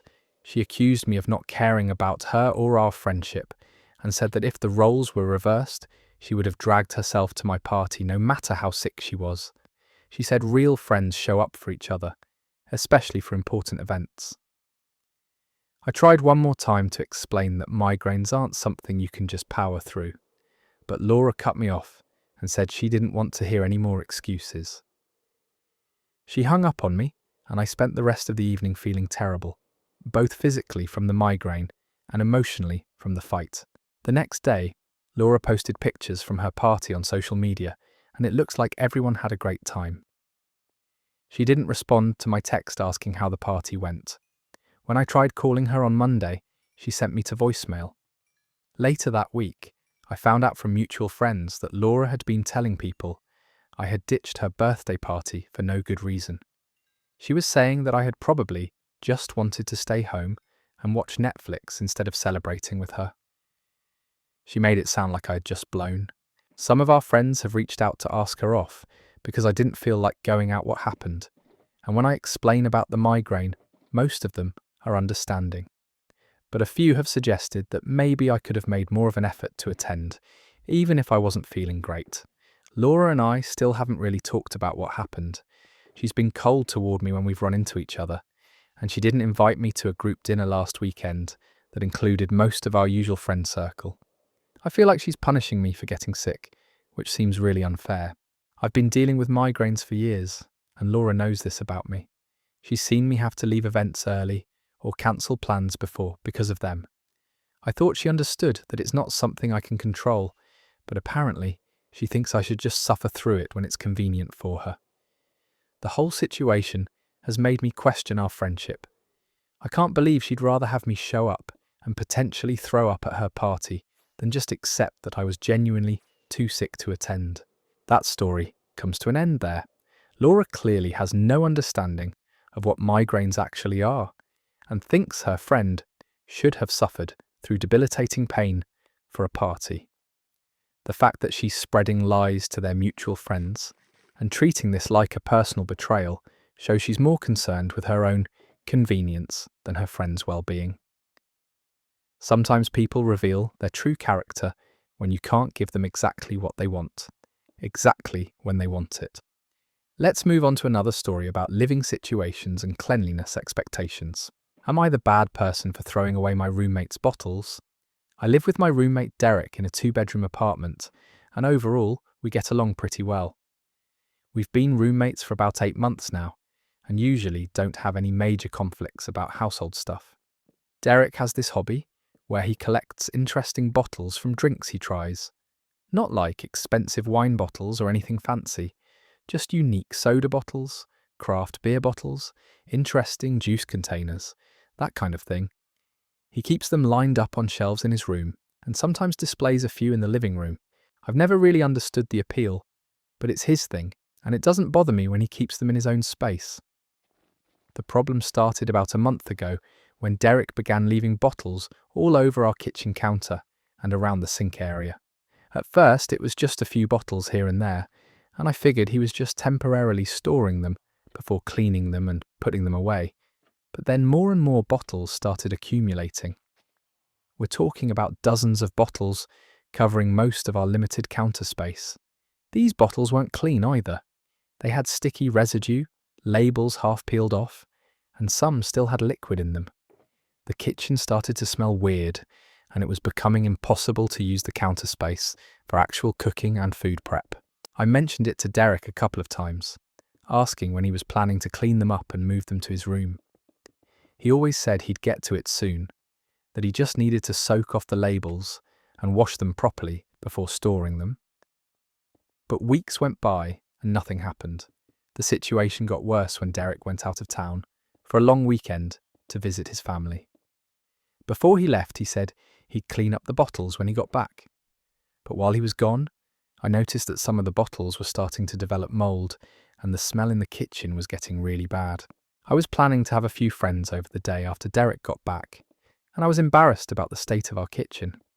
I didn't want people to see bottles everywhere and think we were slobs who couldn't keep our place clean. On Sunday, Derek's last day away, I decided I'd had enough.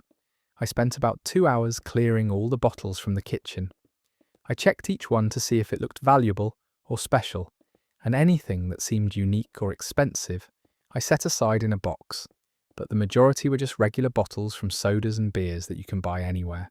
I threw away probably about 30 bottles and put the potentially special ones in a box in Derek's room with a note explaining what I'd done and why. I figured this was a reasonable compromise, keeping anything that might have actual value while getting rid of the common ones that were cluttering our shared space. Derek came home Monday evening and immediately noticed the bottles were gone. When he found my note and the box of bottles I'd saved, he completely lost it. He started yelling about how I had no right to throw away his things and that some of those bottles were really hard to find. I tried to explain that the kitchen had become unusable and that I'd saved anything that looked special, but Derek said I had no idea which bottles were rare or valuable. He said some of the ones I threw away were from limited edition releases that he'd never be able to replace. Derek accused me of being controlling and said I should have waited for him to get back so we could sort through them together. He said I had violated his trust by touching his belongings and that he couldn't believe I'd just thrown away his collection without asking. I pointed out that he'd had weeks to deal with the bottles and that leaving them in our shared kitchen space indefinitely wasn't fair to me. I said I'd tried to be patient, but that the situation had gotten out of hand, especially with the mould and smell. Derek said that was no excuse for throwing away his property and that I should have found another solution. He suggested I could have moved them all to his room or stored them temporarily somewhere else until he got back. The argument got pretty heated, with Derek saying he didn't trust me anymore and that he was going to start keeping all his stuff locked in his room. He said I was a terrible roommate for not respecting his belongings. I feel bad that I apparently threw away some bottles he cared about, but I also think he was being unreasonable by taking over our entire kitchen with his collection. The kitchen is a shared space and it had become basically unusable because of all the bottles everywhere.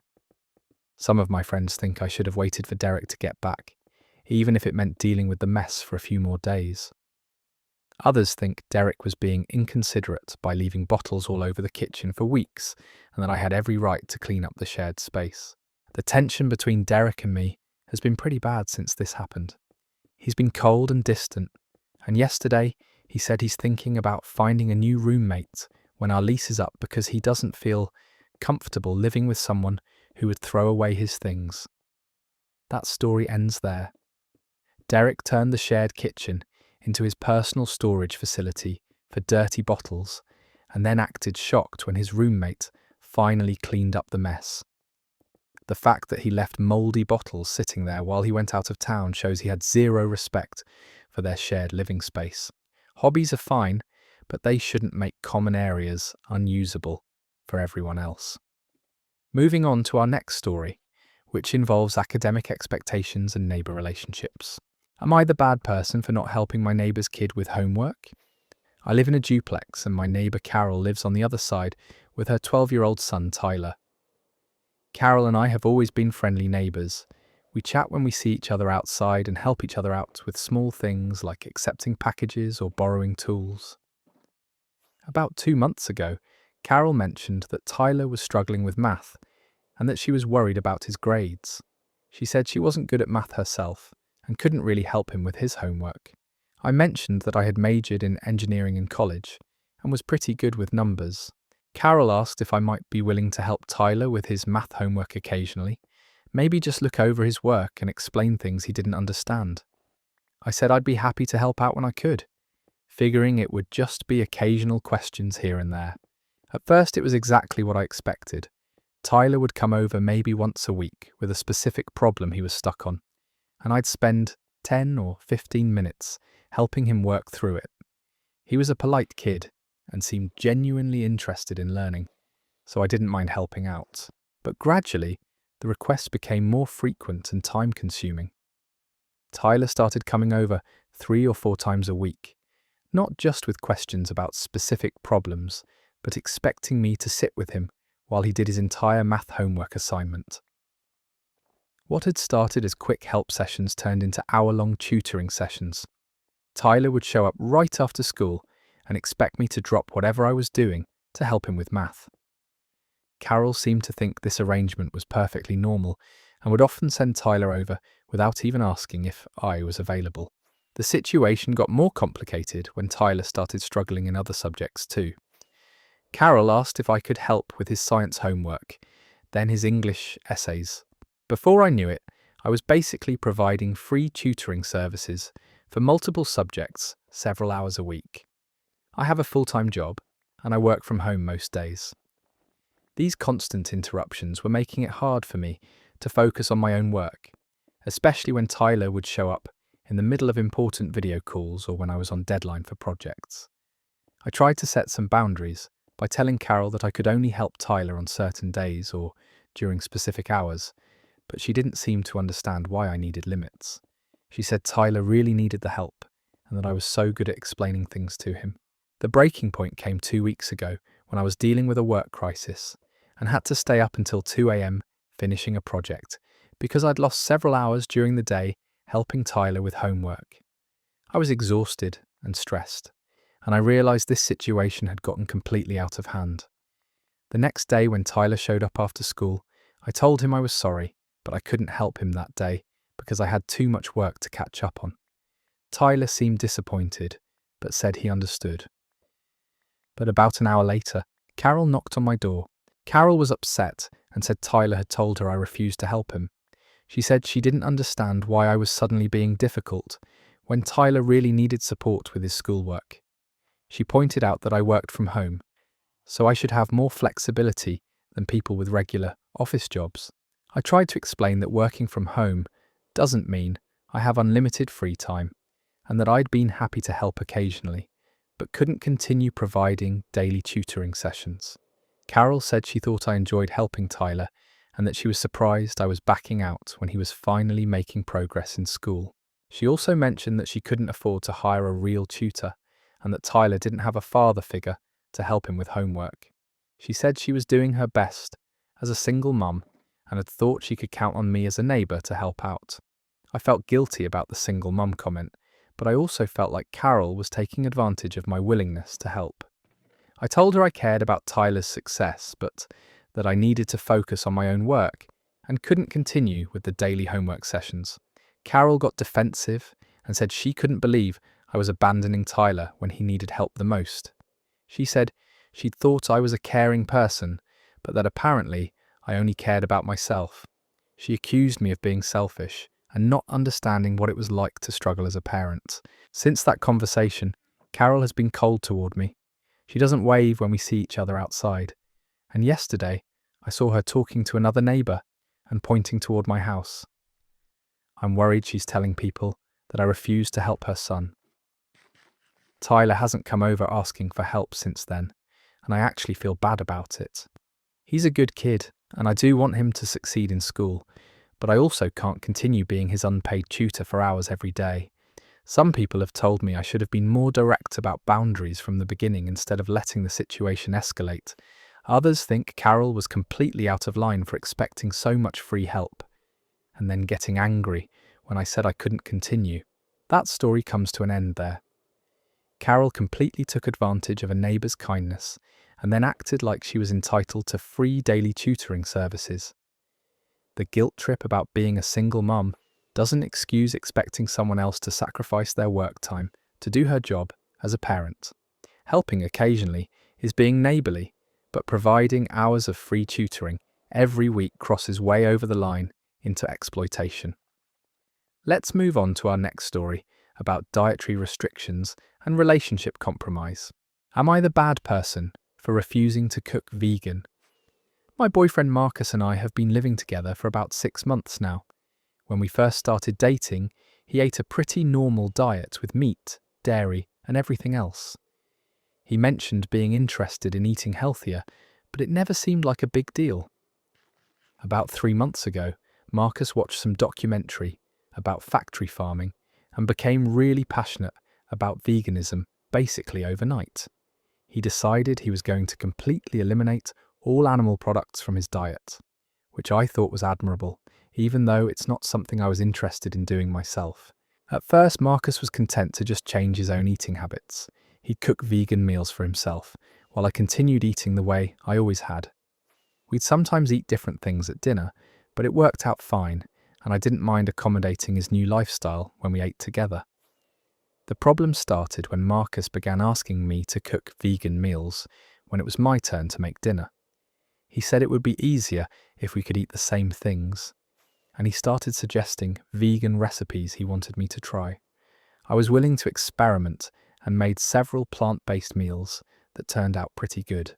But then Marcus started getting more demanding about it. He began saying that he felt uncomfortable even being around animal products and asked me to stop keeping meat and dairy in our refrigerator. He said the smell of cooking meat made him nauseous and that having animal products in the house went against his values. I told Marcus I understood his position, but that I wasn't ready to give up meat and dairy entirely. I said I was happy to cook vegan meals sometimes, but that I also wanted to be able to eat what I enjoyed in my own home. Marcus got frustrated and said he couldn't understand how I could continue supporting industries that cause animal suffering when I knew the facts about factory farming. He showed me more documentaries and articles about veganism, hoping to convince me to change my mind. When that didn't work, Marcus started making comments about my food choices every time I ate anything with animal products. If I made scrambled eggs for breakfast, he'd mention how chickens are treated in egg farms. If I ordered a burger when we went out, he'd talk about the environmental impact of beef production. Last month, Marcus told me he wanted our home to be completely vegan. He said he couldn't live somewhere that supported animal cruelty, and that having non-vegan food in the house was compromising his values. He asked me to get rid of all the meat, dairy, and other animal products I had, and commit to only buying vegan groceries. I told Marcus that was going too far. I said I respected his choice to be vegan, but that I shouldn't have to change my entire diet just because we lived together. I pointed out that I'd been accommodating by cooking vegan meals and being mindful of his preferences, but that completely eliminating foods I enjoyed wasn't reasonable. Marcus said I was being selfish and that if I really cared about him, I'd be willing to make this sacrifice. He said sharing a home with someone meant sharing values, and that my continued consumption of animal products was disrespectful to his beliefs. He also started talking about how veganism was better for my health and for the environment, saying that I should want to make these changes for my own benefit, even if I didn't care about animal welfare. He made it sound like I was being ignorant and stubborn by not embracing his lifestyle. The situation came to a head 2 weeks ago when I came home with groceries that included chicken and cheese. Marcus saw the bags and got really upset, saying he'd thought we had agreed to transition to a fully vegan household. I told him we'd never agreed to that and that I'd been clear about wanting to keep some flexibility in my diet. Marcus said he felt like I wasn't taking his values seriously and that my refusal to go vegan was putting our relationship in jeopardy. He said he didn't know if he could continue living with someone who wouldn't support his ethical choices. I tried to suggest compromises, like keeping my non-vegan foods in a separate area of the kitchen or only eating meat when he wasn't around. But Marcus said half measures weren't enough and that he needed to live in a space that fully aligned with his values. Yesterday, Marcus gave me an ultimatum. He said I had 2 weeks to decide whether I was willing to commit to veganism or he'd start looking for a new place to live. He said he loved me, but couldn't compromise on something as important as animal rights. I feel like Marcus is trying to control what I eat and force his lifestyle choices on me. I've been supportive of his veganism and have made efforts to accommodate him, but completely changing my diet feels like too much to ask. Some of our friends think I should just try being vegan since it's important to Marcus and might be good for me anyway. Others think Marcus is being unreasonable and controlling by demanding that I change my fundamental lifestyle to match his. That story ends there. Marcus went from 0 to vegan police in record time and is now trying to force his girlfriend to completely change her diet or face relationship termination. The manipulation tactics of constantly guilting her about her food choices and then issuing ultimatums shows this isn't really about veganism, it's about control. Healthy relationships involve respect for each other's choices, not demands that your partner completely alter their lifestyle to match your latest obsession. Moving on to another story about public transportation etiquette and social expectations. Am I the bad person for not giving up my seat on the train? I take the subway to work every day, and it's usually pretty crowded during rush hour. Yesterday morning, I managed to get a seat, which was great because I was carrying a heavy laptop bag, a gym bag, and a grocery bag with some items I needed to pick up before work.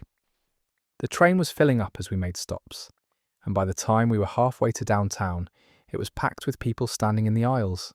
This is pretty normal for the morning commute, and most people are used to standing when the train gets full. At one of the stops, an older man got on, probably in his 60s or 70s. He looked around for an available seat, but by that point, all the seats were taken. He ended up standing near where I was sitting, holding onto one of the poles. After a few minutes, the man looked at me and said, "Excuse me," then gestured toward my seat. He didn't say anything else, just kind of stood there expectantly, like he was waiting for me to get up and offer him the seat.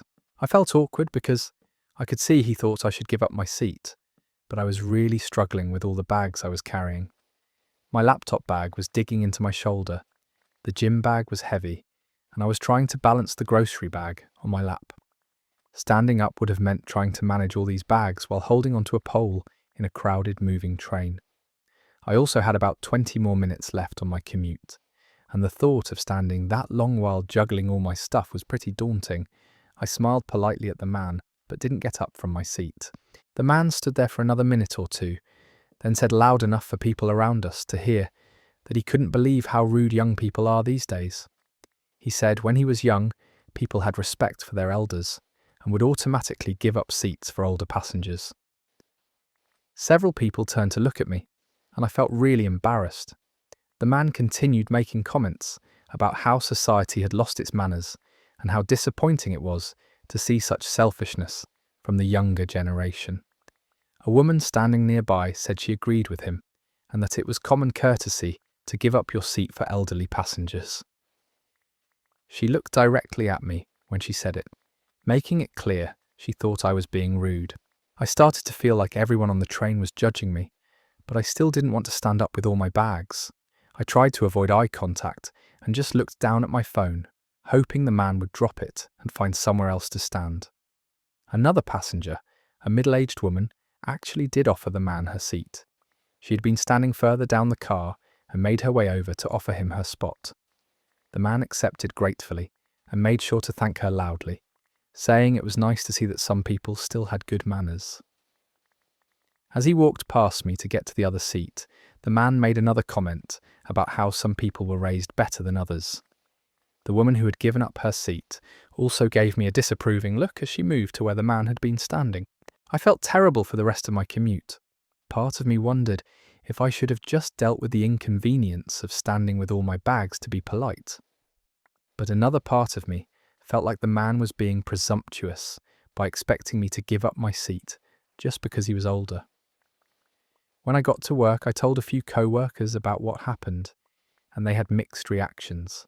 Some said I should have given up the seat regardless of my bags because respecting elders is important. Others said the man shouldn't have made such a big scene, and that having heavy bags was a legitimate reason to need a seat. One co-worker pointed out that I'm young and healthy, and that standing for 20 minutes wouldn't have killed me, even with bags. Another said that just because someone is older doesn't automatically entitle them to a seat, especially if other people have their own reasons for needing to sit. The whole situation has been bothering me all day. I keep thinking about how embarrassed I felt when everyone was looking at me and judging my decision. But I also don't think I was wrong for not wanting to struggle with heavy bags while standing on a crowded train. I'm wondering if I should have handled the situation differently, maybe explained about the bags or tried to find a compromise somehow. Or maybe I should have just sucked it up and given him the seat to avoid the whole confrontation. That story comes to an end there. The older man's public shaming campaign was completely inappropriate and manipulative. Having heavy bags is a perfectly valid reason to need a seat, and age alone doesn't create an automatic entitlement to someone else's spot. The fact that another passenger voluntarily offered her seat shows there were other solutions besides bullying someone into giving up theirs. Public transportation etiquette goes both ways, and making a scene to shame someone isn't exactly showing good manners either. Let's move on to our next story about car sharing and trust issues in relationships. Am I the bad person for not letting my girlfriend use my car? My girlfriend Amanda and I have been dating for about 1.5 years. I have a car that I use to get to work and run errands, while Amanda takes public transportation or gets rides from friends when she needs to go places. Amanda has had her driver's license for several years, but she doesn't own a car right now. About 6 months ago, she was driving her previous car and got into a pretty serious accident. She rear-ended someone at a red light because she was looking at her phone instead of paying attention to traffic. The accident totaled Amanda's car and caused significant damage to the other vehicle.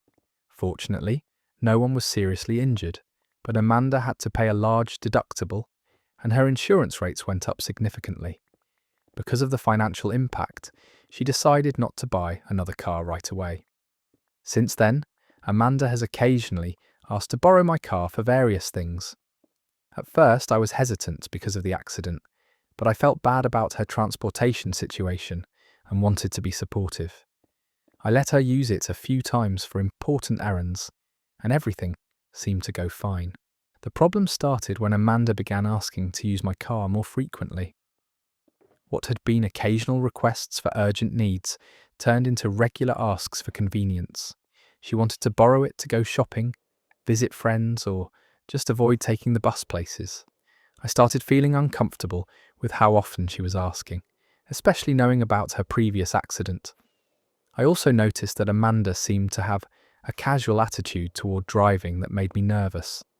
She'd text while driving, speed in residential areas, and park in tight spots without being very careful. Last month, Amanda asked if she could borrow my car for a weekend trip to visit her sister about 3 hours away. I told her I wasn't comfortable with that because it was a long drive and I needed my car to be available in case of emergencies. Amanda got upset and said I didn't trust her. She pointed out that the accident had been months ago and that she'd learned from her mistake. She said she was a good driver and that one accident didn't mean she was irresponsible.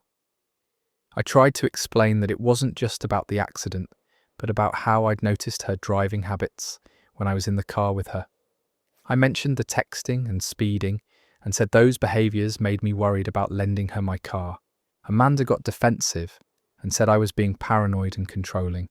She said everyone texts while driving sometimes and that I was overreacting to normal driving behaviour. She accused me of using the accident as an excuse to be mean to her. The argument escalated when Amanda said she felt like I didn't support her or trust her with anything important. She said a good boyfriend would want to help his girlfriend with transportation needs, especially when she was going through a difficult financial period. I told Amanda I did want to help her, but that my car was my primary means of getting to work, and I couldn't risk something happening to it. I said I was happy to drive her places when I could, but that I wasn't comfortable letting her borrow it regularly. Amanda said that wasn't the same thing, and that she needed independence to run her own errands and visit her own friends. She said relying on me for rides made her feel like a child, and that borrowing my car occasionally was a reasonable request. 2 weeks ago, Amanda brought up the car situation again. She said she'd been thinking about it and felt like my refusal to let her use the car showed that I didn't really trust her or see us as a team. She said couples should share resources and help each other out. I explained again that I was worried about her driving habits and that my car was too important to my daily life to risk.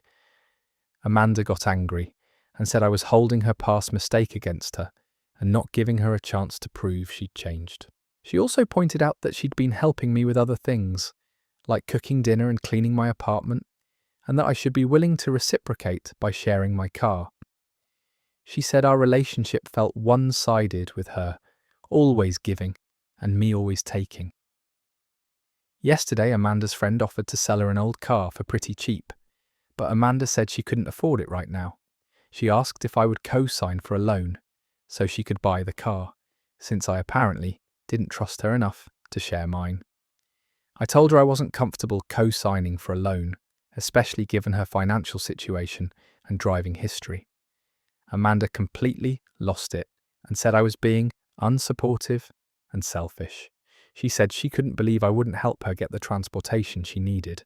The fight got really heated, with Amanda saying she felt trapped and dependent because of my refusal to help her.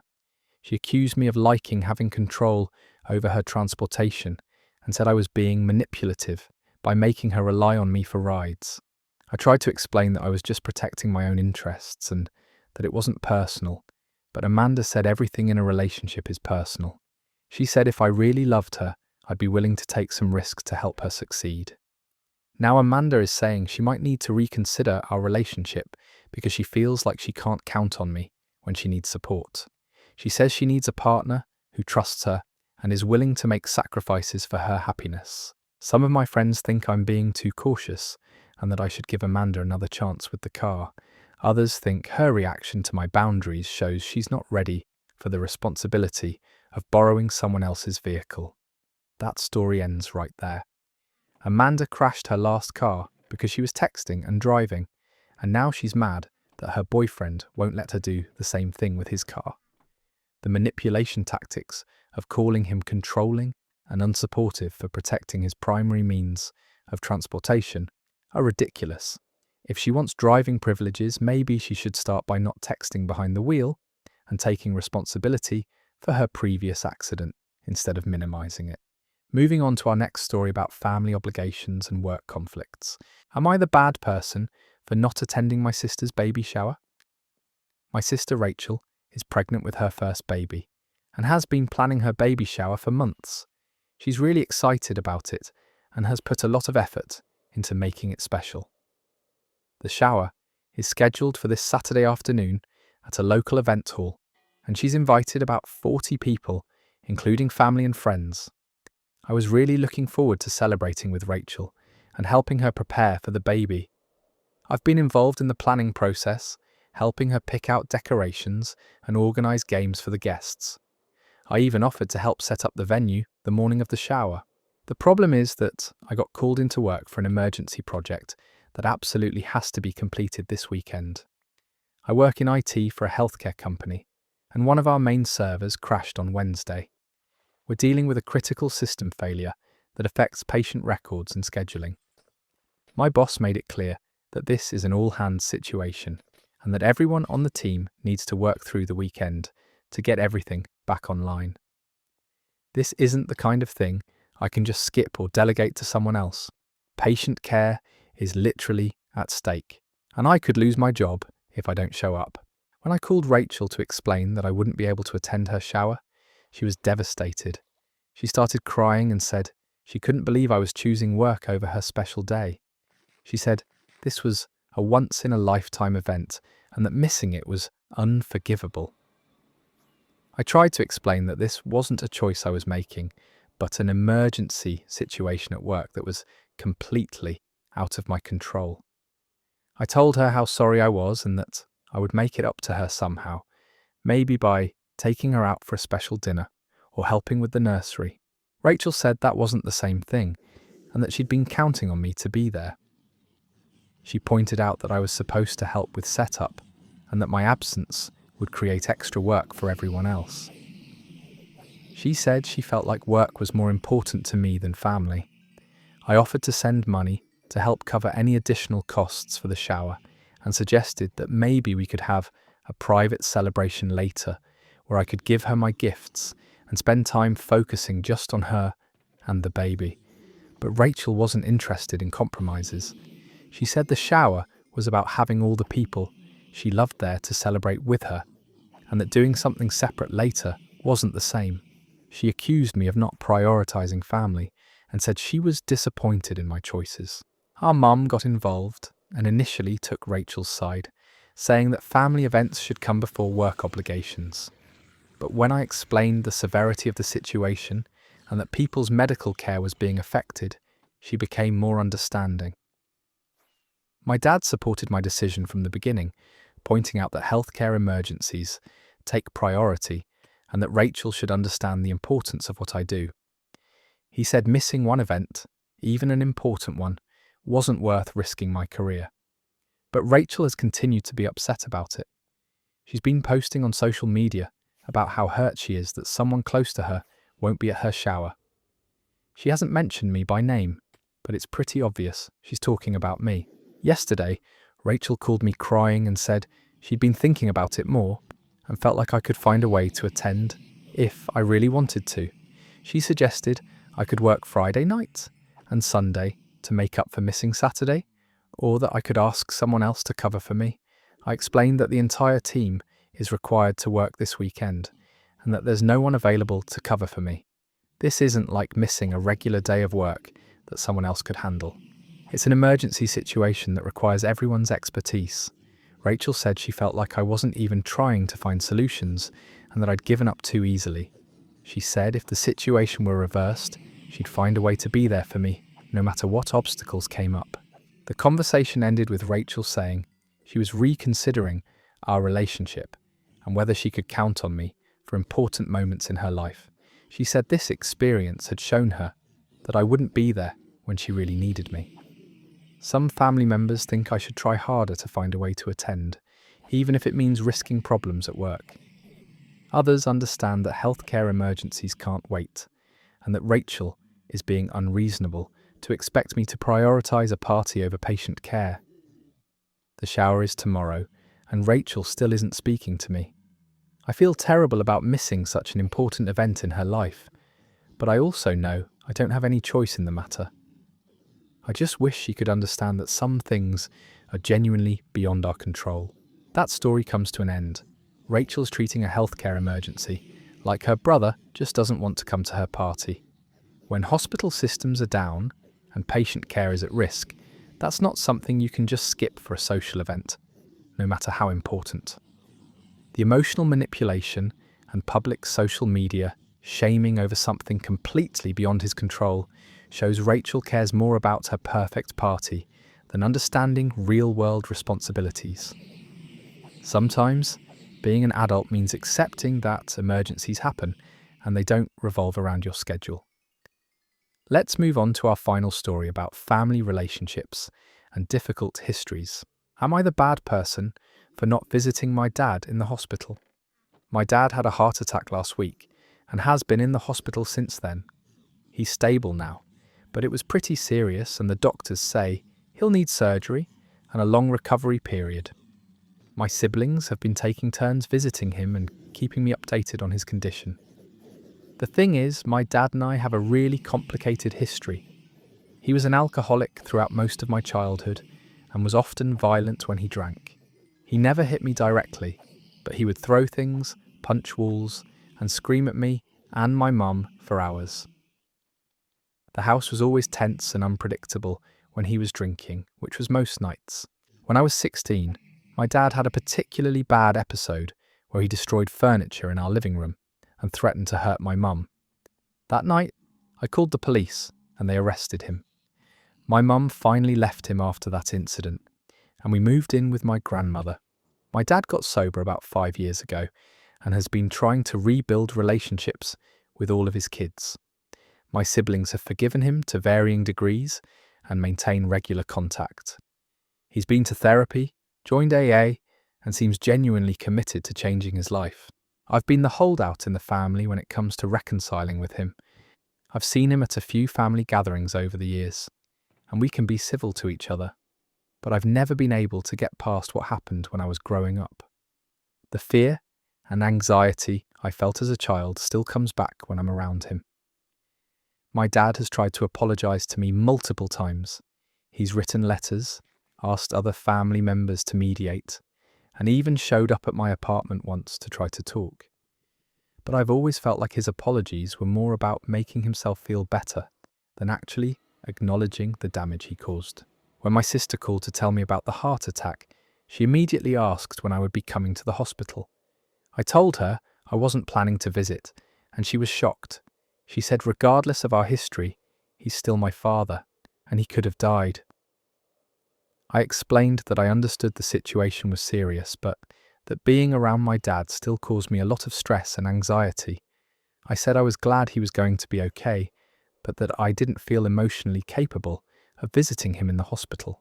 My brother called later and was more direct about it. He said I was being selfish and holding grudges, and that this could be my last chance to make peace with our father. He pointed out that my dad has been sober for years and has tried repeatedly to make amends. He also said that my refusal to visit was hurting the whole family and making an already difficult situation worse. He said my mum was disappointed in me and that my siblings were having to make excuses for my absence when other relatives asked where I was. My youngest sister has been the most understanding, but even she thinks I should at least make an appearance at the hospital. She said, I don't have to have a deep conversation with him. Just show that I didn't have to have a deep conversation or emotional moment. Just show up to prove I still cared about family. Yesterday, my mum called and was much more emotional about it. She said she was heartbroken that I wouldn't come see my dad when he was so vulnerable. She said she understood I had anger toward him, but that holding on to resentment was only hurting me in the long run. My mum also said that my dad has been asking about me and seems really hurt that I haven't visited. She said he keeps wondering if I hate him and whether there's any chance we could ever have a relationship. She thinks seeing him in such a fragile state might help me realise that he's just a human being who made mistakes. The pressure from my family is really intense right now. Everyone keeps saying that life is short and that I might regret not taking this opportunity to see him. They're treating me like I'm being cruel and unreasonable for protecting my own mental health. I know my dad is genuinely sorry for what he did, and I can see that he's worked hard to change his life. But I also know that forgiveness can't be forced, and I'm not ready to pretend everything is okay just because he's sick. The surgery is scheduled for tomorrow, and my siblings are still hoping I'll change my mind and show up. But every time I think about walking into that hospital room and seeing him lying there, I feel the same anxiety and fear that I felt as a kid hiding in my room while he raged downstairs. That story comes to its conclusion there. This one hits different because trauma doesn't just disappear because someone gets sober or ends up in the hospital. Healing happens on your timeline, not when it's convenient for everyone else. The family pressure to forgive and forget just because he might die is emotional manipulation, even if it's well-intentioned. Sometimes protecting your mental health has to come first, and that doesn't make you a bad person. If you enjoyed this batch of Reddit stories and want to hear more, be sure to leave a like and consider subscribing, as I narrate stories just like these every evening. Hope to see you again tomorrow. Take care.